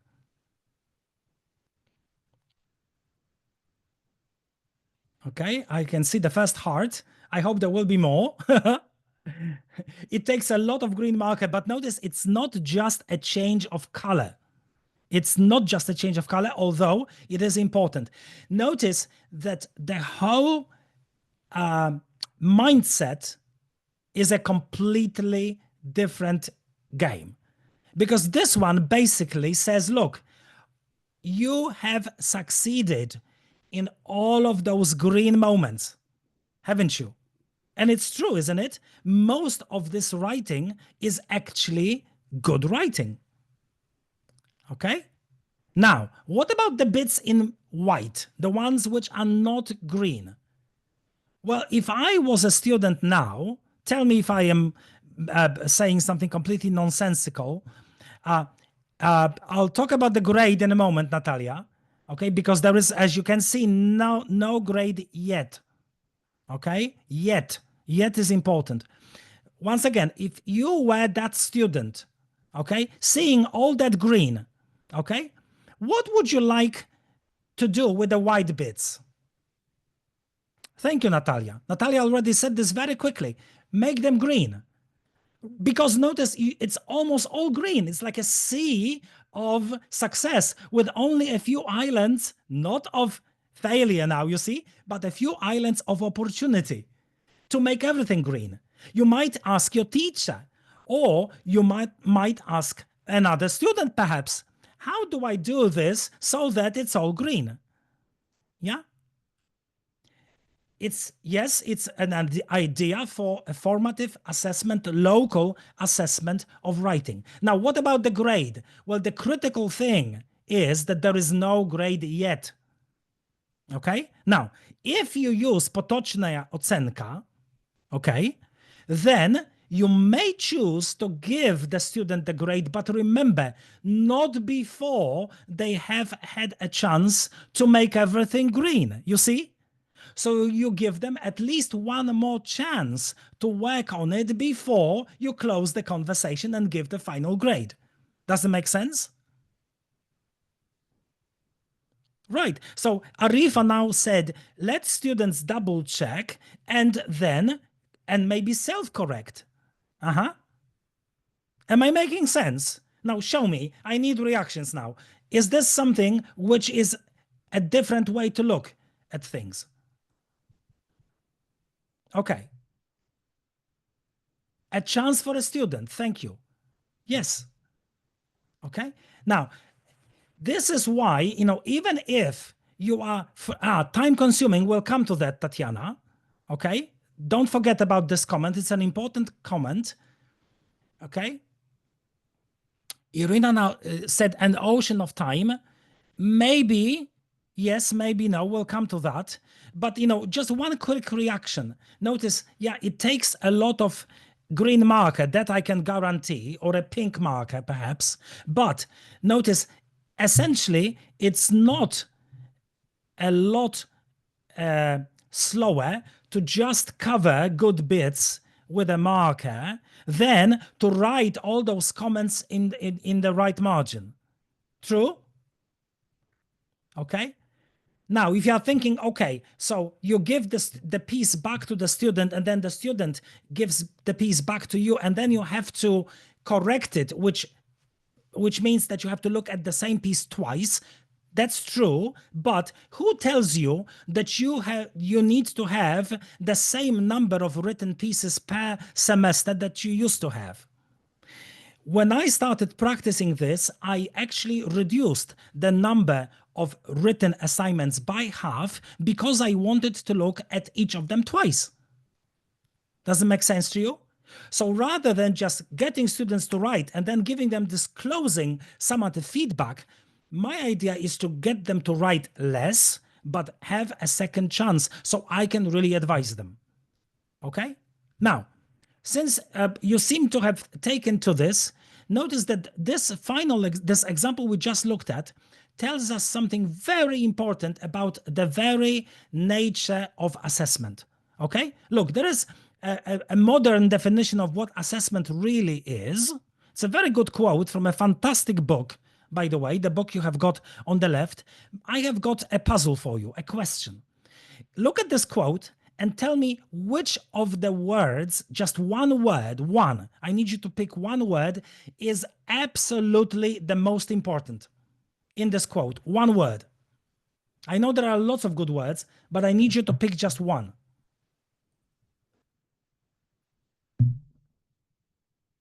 Okay, feedback is important. Engaged is important. You say feedback. Nobody has yet. Yes, Irina wins this. Irina, who said that the most important word is the word information. Why? Because notice that the difference between the traditional form of summative assessment, which may give you a C. Well, what does C mean? How much information do I get out of a C grade or a B grade? Okay? Or a D grade, apart from the fact that it's kind of not brilliant. All right? What's the real difference between a B and a C? Okay? The so-called formative assessment is all about, well, what is it about? Well, look, this adjective formative, I'm going to twist it a little for you. Really smart assessment is not just formative assessment, it is actually informative assessment. Okay? And in particular, if you are now a student, what would you need information about? Where potentially lots of different things, you see, such as, for instance, what am I even going to learn? And, why do I bother, so to speak? Okay? So that's the first thing. Second thing you may want to learn is, okay, what is my teacher going to be? Sorry, for a moment, I'm struggling. Yeah, what is my teacher actually looking for when they give me a task? Third thing you may want to ask is, who else can tell me how I am doing? Fourth thing you may want to ask is, how much of my progress can I see for myself without the teacher necessarily? Okay?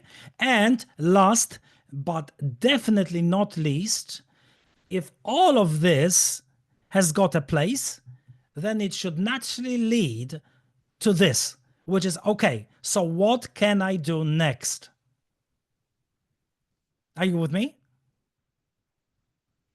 Because notice, if all of those things are in the right places, then this should lead to the learner actually understanding whether there is something they can genuinely do locally today in order, for instance, to improve their piece of spoken or written work. I can see a lot of good reactions now. Notice those questions are my way to interpret the so-called 5 pillars of formative assessment. And those are, learning goals, okay, task criteria, peer assessment, self-assessment, and feedback. But I have made them into real learners' questions. And when you look at this from the learner's perspective, it is very clear to me why this is true. Okay? This quote, summarizing, as you can see, it's not my own research. It's taken from a very prestigious website, Researching Assessment. And it says, as you can see, that in view of global research, formative assessment is one of the most effective interventions ever invented that improve students' performance. It's backed by a number of studies in a lot of different countries, a lot of different environments, etc. Okay? So again, even if you kind of hate the chaos coming from the ministry, I want you to see the good things through that chaos, which is that even if it's a little clumsy, okay, it's worth taking a good look. And notice something else, this last statement, which says that this is the equivalent of taking the scores of an average learner, okay, and lifting them into the top 5 best performing countries. Now, this is smart, but this is powerful stuff, isn't it? So wouldn't you like your learners to be amongst the top scorers worldwide? Well, the answer is, if you do, then perhaps it's worth your while. And some of you already said, but surely this means a mountain of work for a teacher. Well, the answer is, well, yes and no. It all depends on how you approach it. One thing that I think you deserve from the system is you deserve an appropriate tool. What tool? Well, something like this. Okay? In other words, a leading course book, I'm not saying it has to be Get Involved, but it certainly is a great example. Something that will naturally help you work in accordance with this fantastic philosophy. What do I mean by this? Well, I'm going to give you a few examples. And to give you those examples, I want to amplify one thing. I have taken all of those examples from one and the same unit of level 2 of Get Involved. Why have I done this? Because I want you to see just how many opportunities have already been designed by the way that the structure of the book is. Are you with me? So you do not have to invent this all for yourselves. Of course, that would mean a mountain of work, okay? So what do I mean specifically? Well, look at, for instance, the way that this course is very serious about the first of those 5 pillars, which is learning outcomes. What will I learn? It says very specifically, look, in the course of this unit, I will learn, for instance, how to design a survey about free time activities and how to summarize its results. I will also learn how to organize a task with my classmates. And because it's a foreign language classroom, I will also be able to use some good new language from the unit. Am I making sense to you? Okay, this is important, you see? So now, how does this work? Well, notice that there is something else at the bottom of this, which says a project planner on page 118. What does this mean? Well, fasten your seatbelts again, because when I first saw this, I thought, now, this is really cool. Now, for every such project that finish every unit, okay, of Get Involved, you have got at the back of the book a section, half a page, which contains 2 things. One is a graphic organizer. And look at this graphic organizer in the context of this project. Isn't it just amazing that all the key language, productive language, not just grammar and vocabulary, you see, but language organized to complete this task has been put together for the student? Okay? Isn't it wonderful? So if anybody is thinking, okay, so what is my teacher going to be looking for when we complete this project? Here is a very simple answer. So what you need to do is you need to take this vocabulary and phrases and use as many as you can in your project. That's what you're getting points for from me. And notice not just that, look at the bottom of the page. How do I summarize my research results? It tells you step by step. And remember this metaphor of the parachute? At which point will the student get this? Well, the answer is, of course, before, not after they complete the project. You see? So first you look at all of this and then you do the project. That's where feedback is helpful.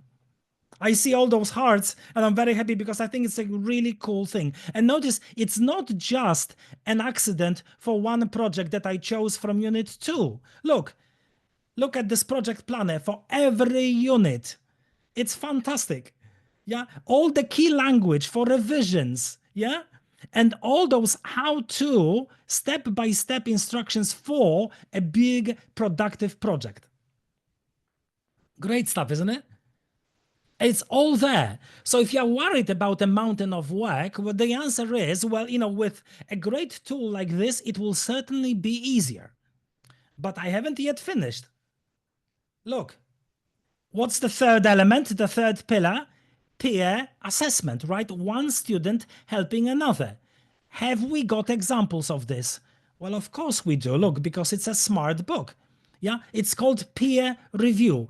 And I looked at unit 2, and I found not one, 3 such moments where students are actively encouraged, and notice they are taught gradually to give that kind of support to other students. So for instance, a student does a writing task, okay, and another student checks this task for how many adverbs of frequency. Do they use expressions of like and dislike? Notice this is critical because no normal student, not just in primary school anywhere, will know how to give feedback unless you tell them very specifically what it is that they are looking for in a piece of other students' writing. And this is precisely what you get here. And that project, remember that wonderful project I just showed you the planner for, of course, it also has got a peer review moment where it says, look, now, once you've completed your group summaries and research results, you need to share them with one another so that we can assess how it has been. Make sense? So yes, as Anna said, peer work is nice, but it has to be guided. This is what Carolina also showed us so beautifully. If you're worried about whether students are going to be able to get involved, well, the answer is it'll be so much more likely, I'm not saying always true, but so much more likely when they will have such clear instructions. And last but not least, as you can see, I am completing those key pillars. Okay, what about self-reflection? Well, again, people are not born with the knowledge of how to self-reflect because they will not know what to reflect upon. This is why they need very specific guidance. And notice this guidance is also a beautiful way of reviewing what the unit was actually about. Okay? I'll give you a moment to read through this. And notice the final moment, which is, okay, can I use language from the unit? Give myself a few examples. So which words, new words or expressions do I remember? How many? Okay, do I remember a new structure? Which one? Now, let's be honest with one another. This will not automatically happen with the first one. A student needs a program. This is why it is included in every unit. And not just in the student's book, also in the workbook. In the workbook, you have got those wonderful review sections after every unit. And notice the last element of each such review section, I'll make it bigger for you, is another self-evaluation moment. And what I really love about this is that notice it's really focused on the linguistic, isn't it? I can talk about free time activities. Can I or can I not? Which language do I need to use in order to tick a happy face? I can talk about things I like and I don't like doing. Again, if I can, which language can I use? Make sense? And notice at the bottom of the page something really good, which is if you chose an unhappy face, you don't just choose unhappy face and stop. You choose unhappy face and then you ask your teacher. And what does the teacher do? Is the teacher angry at you? No. You are a wonderful teacher. You want them to tell you, look, teacher, I need extra help. This is how they get involved, as the title of the book suggests. Does it make sense? Okay. So, those are the 5 pillars, okay? Remember, the 5 pillars. The aims, success criteria, feedback. I'll come to feedback and give you more, don't worry. Peer assessment and self-assessment, okay? And all of which, as you can see, are featured directly on pages of this course, unit after unit, because you deserve to have this kind of tool in order to really do this with every lesson. Okay, notice at no point so far I said grades, did I? Because my message, I hope, is very clear by now, which is that most of this can be done on a local lesson to lesson basis without having to actually grade students. Now, if you are thinking, but will they get involved enough? If this sanction of a potentially bad grade is not hanging upon their heads. Well, my answer to you is, it takes a mindset, a great mindset of a teacher, to show them that you are not giving them grades all the time, because your objective is not just give them assessment of learning, you want to really support them. And in the remainder of today, I can see I have still got about 15 minutes. I want to show you some tried and tested ideas for how this has been done by other teachers. Would you like to see? Ideas which you can apply and reapply with a number of different units at a number of different levels and a number of different students. The first idea, very humble idea, but really powerful if you think about this, is the following. Remember, I already showed you this revision section from the workbook. Okay? Now, can I ask you a question which may look stupid or almost offensive, which is this? When do you normally do revision? When? At which point in the unit? When? I know it's stupid. Yes, thank you for answering the question, even if you thought it was stupid. I apologize for that. Yeah, a normal way, of course, is to do it after you have done it, because it's called revision. Okay, but notice, if you are really thinking now a change of mindset, goal setting for the student, and self-reflection as well, isn't it true? Doesn't it follow logically that you can, in fact, start a new unit with the revision for that unit? Before you teach this unit, you give students all those revision tasks to do. Why would you do that? You haven't taught them. Well, the answer is because you want to show them what it is that this unit is about, and what it is that they are going to be, yes, the goal. Thank you, Andrei. What your goal is going to be. In other words, how much they will learn with you by the end of this unit. Okay? By the way, notice that this has one interesting effect, which is that if you give them revision before you teach, you expect them almost to have very poor results, correct? Am I with you? No, it's not a waste of time, Margarita. It has been done by so many teachers, and it actually produces a wonderful effect, which is that the student starts to see why they are doing those activities. Because at the end, you will do that revision again to show them how much their score has improved. You see? And there's been a lot of research which shows parents will be shocked initially, that's fine. But they will see in time, I promise you, they will see the incredible effect. The effect which is that the student starts trusting you more because you show them how much they are learning with you and why it makes sense. That's one of the essences, if you like, of formative assessment. If you have never tried this, try it a few times, but once is not enough. But if you try it several times, you will see this effect. Yes, pre-assessment. Absolutely. It's sometimes called test, teach, test. Okay? So you test before you teach to show them the gaps in competence. Okay? Once they have the gaps, it makes sense to teach them, you see? Because if there are no gaps, why would you teach? Okay. So this is just the first idea. If you hate it, don't worry. But what I'm showing you is that you have no extra work to do. People who worried about formative assessment producing a lot of extra work. So I'm telling you, look, you have got your workbook, okay? So in your workbook, every unit has got a revision.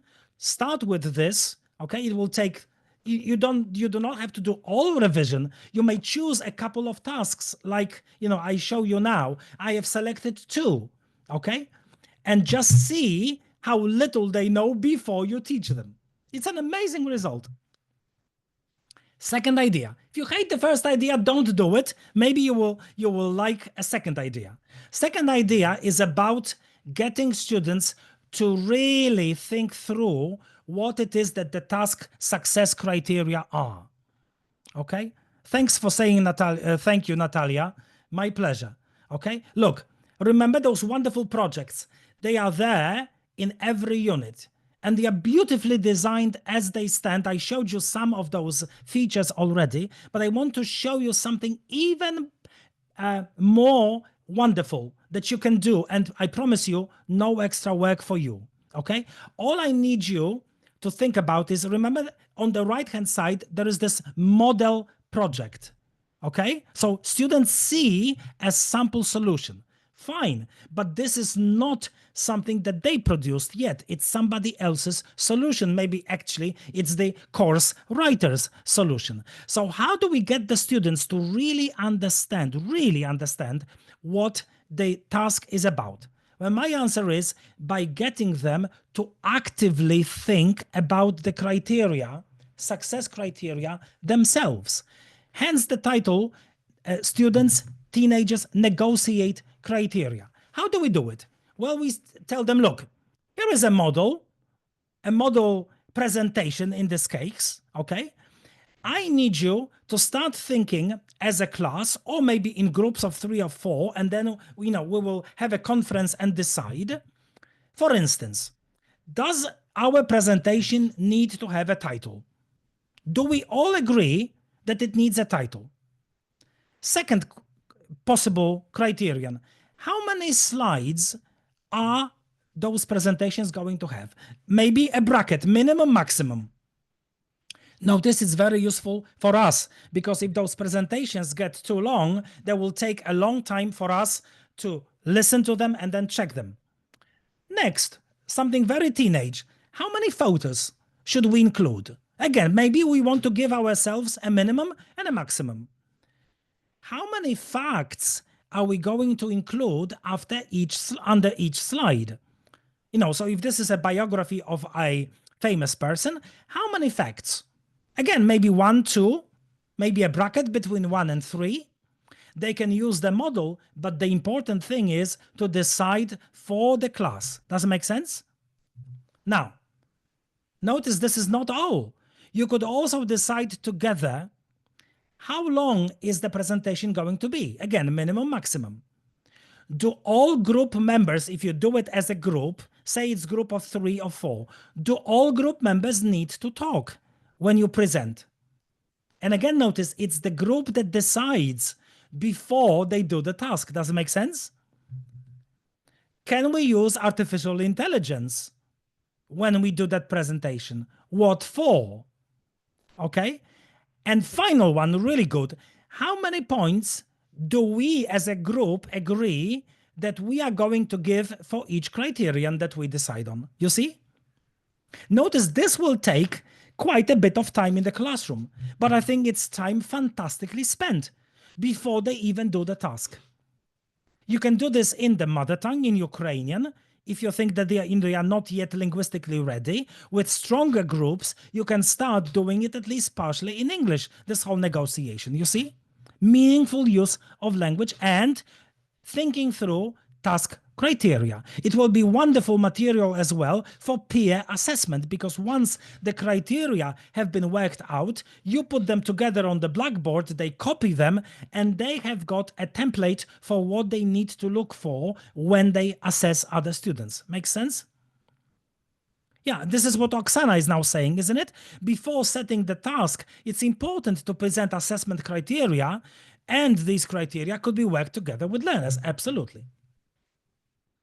Okay, idea 3. All of those ideas have been tried and tested, so I'm not giving you any theory. I'm just giving you practice, okay? This is one of the most powerful things, which is that students design tests, okay, for other students And then, of course, they are also the experts on these tests. Therefore, they can test one another. Not you, the students. So again, if you are thinking, oh, this formative assessment business, it's just a lot of work for me. Well, the answer is, if you are really smart about it, it can be less work for you. Let me show you an example. A sample text, very simple for very low-level students, okay? You tell your students to cover up with a correcting fluid, cover up an agreed number of items, let's say 5. Okay, they need to decide which 5 items they want to hide for other students to reproduce.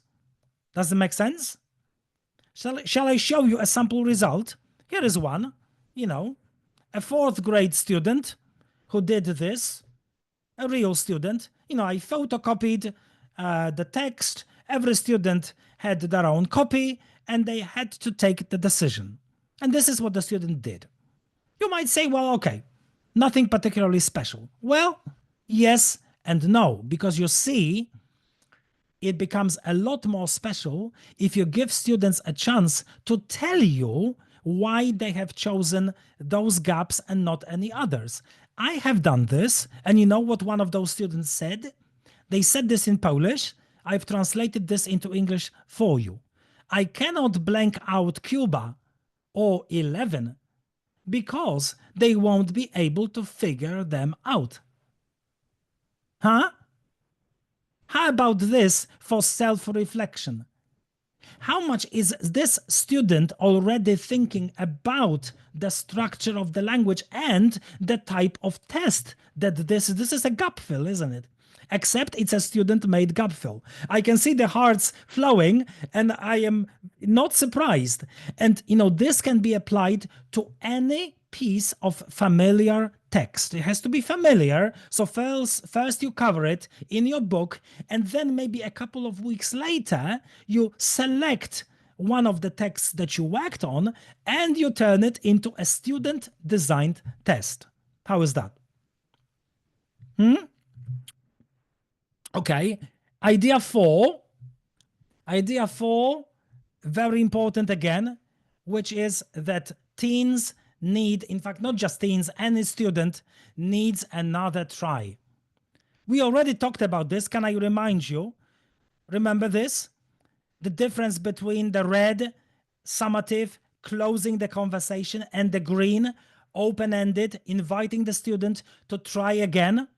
A colleague of mine, a wonderful teacher trainer, once said, try, fail, try again, fail better. Isn't it wonderful?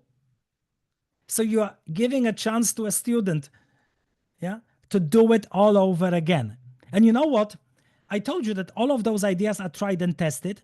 When I presented this idea a few years ago to a conference, I got a message from one teacher, and I want to show you this message. It's in English. It was a native speaker, okay? And what she said, I think, shows me, and I think it will show you just what an incredible change of mindset it is for everybody. Look, this is what she said. Hi, Greg. First, thanks for your advice. I tested a few new things, including the different take on homework correction, the green marking. And now look at this one. There was a look of panic throughout the class about the amount of marking on the paper. You see, because the student is so brainwashed into thinking that the teacher only notices mistakes, that when they saw all that green, they thought, oh my goodness, so all of those mistakes. And then notice, she says, followed by them beaming with pride when I explained that the marks indicated how much they had done right. You see? So if you have never tried this, I am telling you, try it with your learners. They will be shocked, as some of you said already, but they will be shocked by just how much you are on their side, how much you have noticed what they have done right. Maybe It's never been done in the educational system. Adults only notice when they misbehave, when they do something wrong. And you are saying, no, no, no, no, I'm actually going to notice something right. And notice, perhaps it really changes the whole nature of things, right? Because really, this green is not feedback. The red is feedback because it talks about what they already did. What we have got here is feed forward, because we are telling the student, look, you have done this, and with my help, you are going to do it better. And I am your guardian, your assistant in that. Okay? Of course, it's not just for the writing. Look, about speaking, for instance, this kind of task. Yeah? Work in pairs, answer the questions. What are the advantages of individual sports? Which do you prefer, team sports or individual sports, and why? A student does this does this once. And they do it, in this way or another. Maybe they have good ideas, maybe they don't, maybe they make mistakes, maybe they don't. Now, how about simply adopting a strategy, a system where with every such task, you go back to the same task, say next week, okay? You give student a chance for this to sink in a little, and then you give everybody a second chance. Take two. And if you are using potoczne ocenka, grade the second attempt, not the first. Make sense?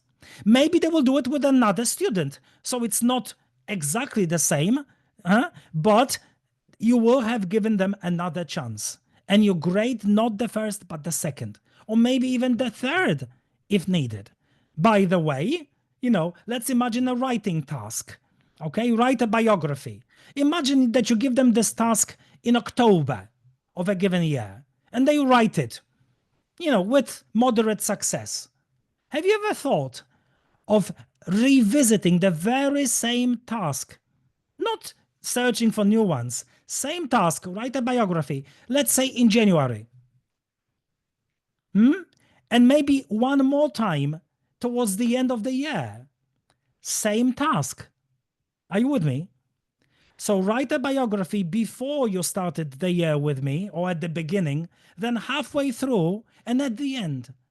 And then, by the way, the magic, how about if they don't throw away the pieces that they produced in October, in January, and then the final one, but they spread them in front of them on the desk and compare how much they have learned with you. Look, this is, I think, the essence of the so-called portfolio idea, okay? As you can see, some teachers really work with this very economically. This is pizza portfolios. Everybody has got a pizza box with their name on it, okay? And into the pizza box go examples of their work that they produce. So they don't lose them, you see? And at the end of the year, you open the pizza boxes and you compare. How is that for going forward? And if you are thinking, it's just being a little too optimistic, well, I'm trying to tell you here, it's a change of mindset. Something which the traditional assessment does not sufficiently amplify, which is noticing the good rather than always focusing on the bad. Okay, and there is a Superman inside every student, but maybe it has not been noticed, you see? This wonderful article that I'm giving you a reference for, Realizing Strengths in Yourself and Others. It's one of the most incredible articles. And based on that article, perhaps, I'm just going to give you idea 5. And I promise I'm coming to the end because my time is up. Okay? The idea is this. Imagine that you're doing a classic revision with your students. Okay? A classic revision where, as you can see, they have got some grammar work, maybe grammar and vocabulary work. Have you ever thought of giving students something which I call extras for the learner? What is this? What if you told them that they can get extra points for adding a couple of items at the end? Whatever items they choose that, of course, are related to the task. So if they can think of 2 more are there sentences and they are correct, they will get this, just 2 extra points from you. Okay? This idea is so counterintuitive to most students who have been trained on the traditional system that initially most of them don't even understand what it is that the teacher wants. But again, if you repeat this several times, you will see the incredible effect. The effect where you are saying to them, look, yes, this is a test, but I am not here to catch you out. I am here to show you the most of what you know, not the least, and not an accidental structure that you made a mistake in, perhaps, okay? If you can demonstrate some more countable and uncountable nouns which are not in the test, add them, and I will grade them equally, you see? Okay? Remember, informative. But I hope it's clear that in order for assessment to be really super smart, it needs to be informative and something else. Informative and something else. And to tell you just what it is, I'm going to give you my final puzzle. Do you know that the word assessment actually comes from the Latin verb assidere? Okay? Assidere. And my question to you is, you may not know the word assidere in Latin, but I'm going to give you a multiple choice. Okay? And the question to you is, do you think that the word assidere originally means to add up? Does it mean to sit beside? Or does it mean to watch over? Which of those three do you think? A, B, or C? Add up, sit beside, watch over. Notice all of them would be good, wouldn't they? But it's amazing that the original, the essence, the root of the word assessment is actually sitting beside. Okay? So what I'm trying to tell you is that real smart assessment will have an extra effect on the learner, this supportive effect, where you're telling the learner every lesson you are on their side and you are there to notice the good in the learner, amplify the good side, not just criticize for what is wrong. Okay? And notice a beautiful way of communicating this to the learner is to say, look, at the end of every lesson, I want you to tell me, for instance, is there something from today's lesson that you learned? What do you remember from today's lesson? But equally, perhaps, is there something you still are confused about? Notice it's not easy with a traditional teacher-learner relationship for the student to say this openly, but gradually they will trust you, you see, and they will tell you. And then you will have so much more information because you have been so much more supportive, you see. Does it make sense? So we are at the end of the session, so it's an over to you moment. What have you learned today? Can you give me one sentence now in the chat? One thing which you have learned, one thing that you are going to take away from this session today. Tell me.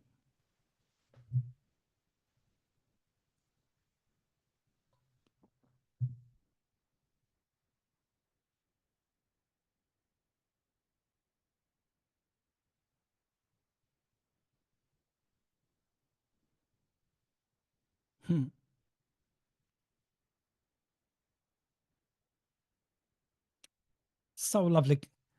Ina, are you happy with all those comments? I am. And the first one was in line of the question you were asked, but didn't have the opportunity to answer. I will read it to you.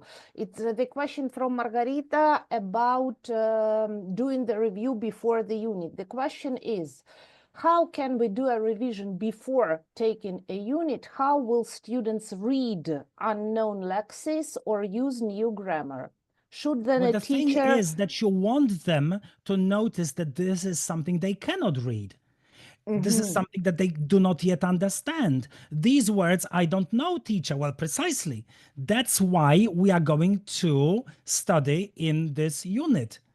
So you want them to be surprised, you want them to be confused. There is even this term called creative confusion, where you create confusion deliberately in order to show them that there is something they don't know. That's why they are with you here for the next few lessons, you see?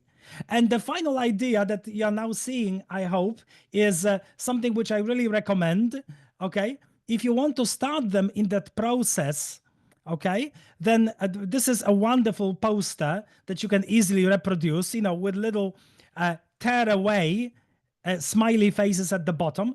You put it on your classroom door and you tell your students, look, as you leave the classroom today, if you felt good, if you thought it was a good lesson, etc., just grab a happy face and leave. How's that? Grab your happy face and go. Okay, and you know, if it's all happy faces gone, then I hope you will have a good day. Okay, which is my final wish for you. I will come again and check on you. Thank you very much for listening. That's all from me today. I hope that it made sense. And if you would like to continue talking to me, as you can see, my email is here, grzegorz.spiewak@macmillan.pl. I am also on Facebook and on LinkedIn. So if you would like to be friends, I am very happy to friend teachers. So just reach out and we'll be in touch together. Thank you very much. Grzegorz, thank you very much. I thought you cannot surprise me, but you could. You are able to surprise me every time I hear your wonderful talks. Amazing talk, bunch of very practical ideas, sometimes revolutionary ideas. Hope that our participants will take and try at least one of the ideas you shared. Of course, see you at our next event. So for the participants, I would like to remind that the day was recorded. So in a week's time, you will receive the recording. Also, in a week's time, not today, you will receive the certificate of the participants to prove that you really was the attendee of this event. And if it happens so that you also work with young learners, tomorrow we are waiting for you at our day 2, which will be devoted to teaching young learners with other speakers, with the other burning issues. But today, many thanks to Grzegorz. My pleasure. I just want to add one more time. You know, you said that some of those ideas may sound revolutionary, but as you could see, I was very confident and relaxed when I gave them to you because they've all been tried. So this is not theory, it's educational practice. And I think a lot of this is really great educational practice. So I'm very happy to be sharing those ideas with you, hoping that you will simply try them out. But one request, if I may, if you try any of these out, as I did tell you, you need to give them a chance. So don't just do it once. Okay, try it a few times so that you have a chance to educate the learner and yourself in those new strategies. Okay, because yes, some of them are quite fresh and they go against certain established patterns of behavior. So give them a chance and you'll see. And maybe if I see you next year or some other time, you will be able to tell me how you are doing. Thank you very much once again. And lots of thanks in the chat box from our participants. Thank you very much for being with us. Take care and see you tomorrow and at our next events. Bye-bye.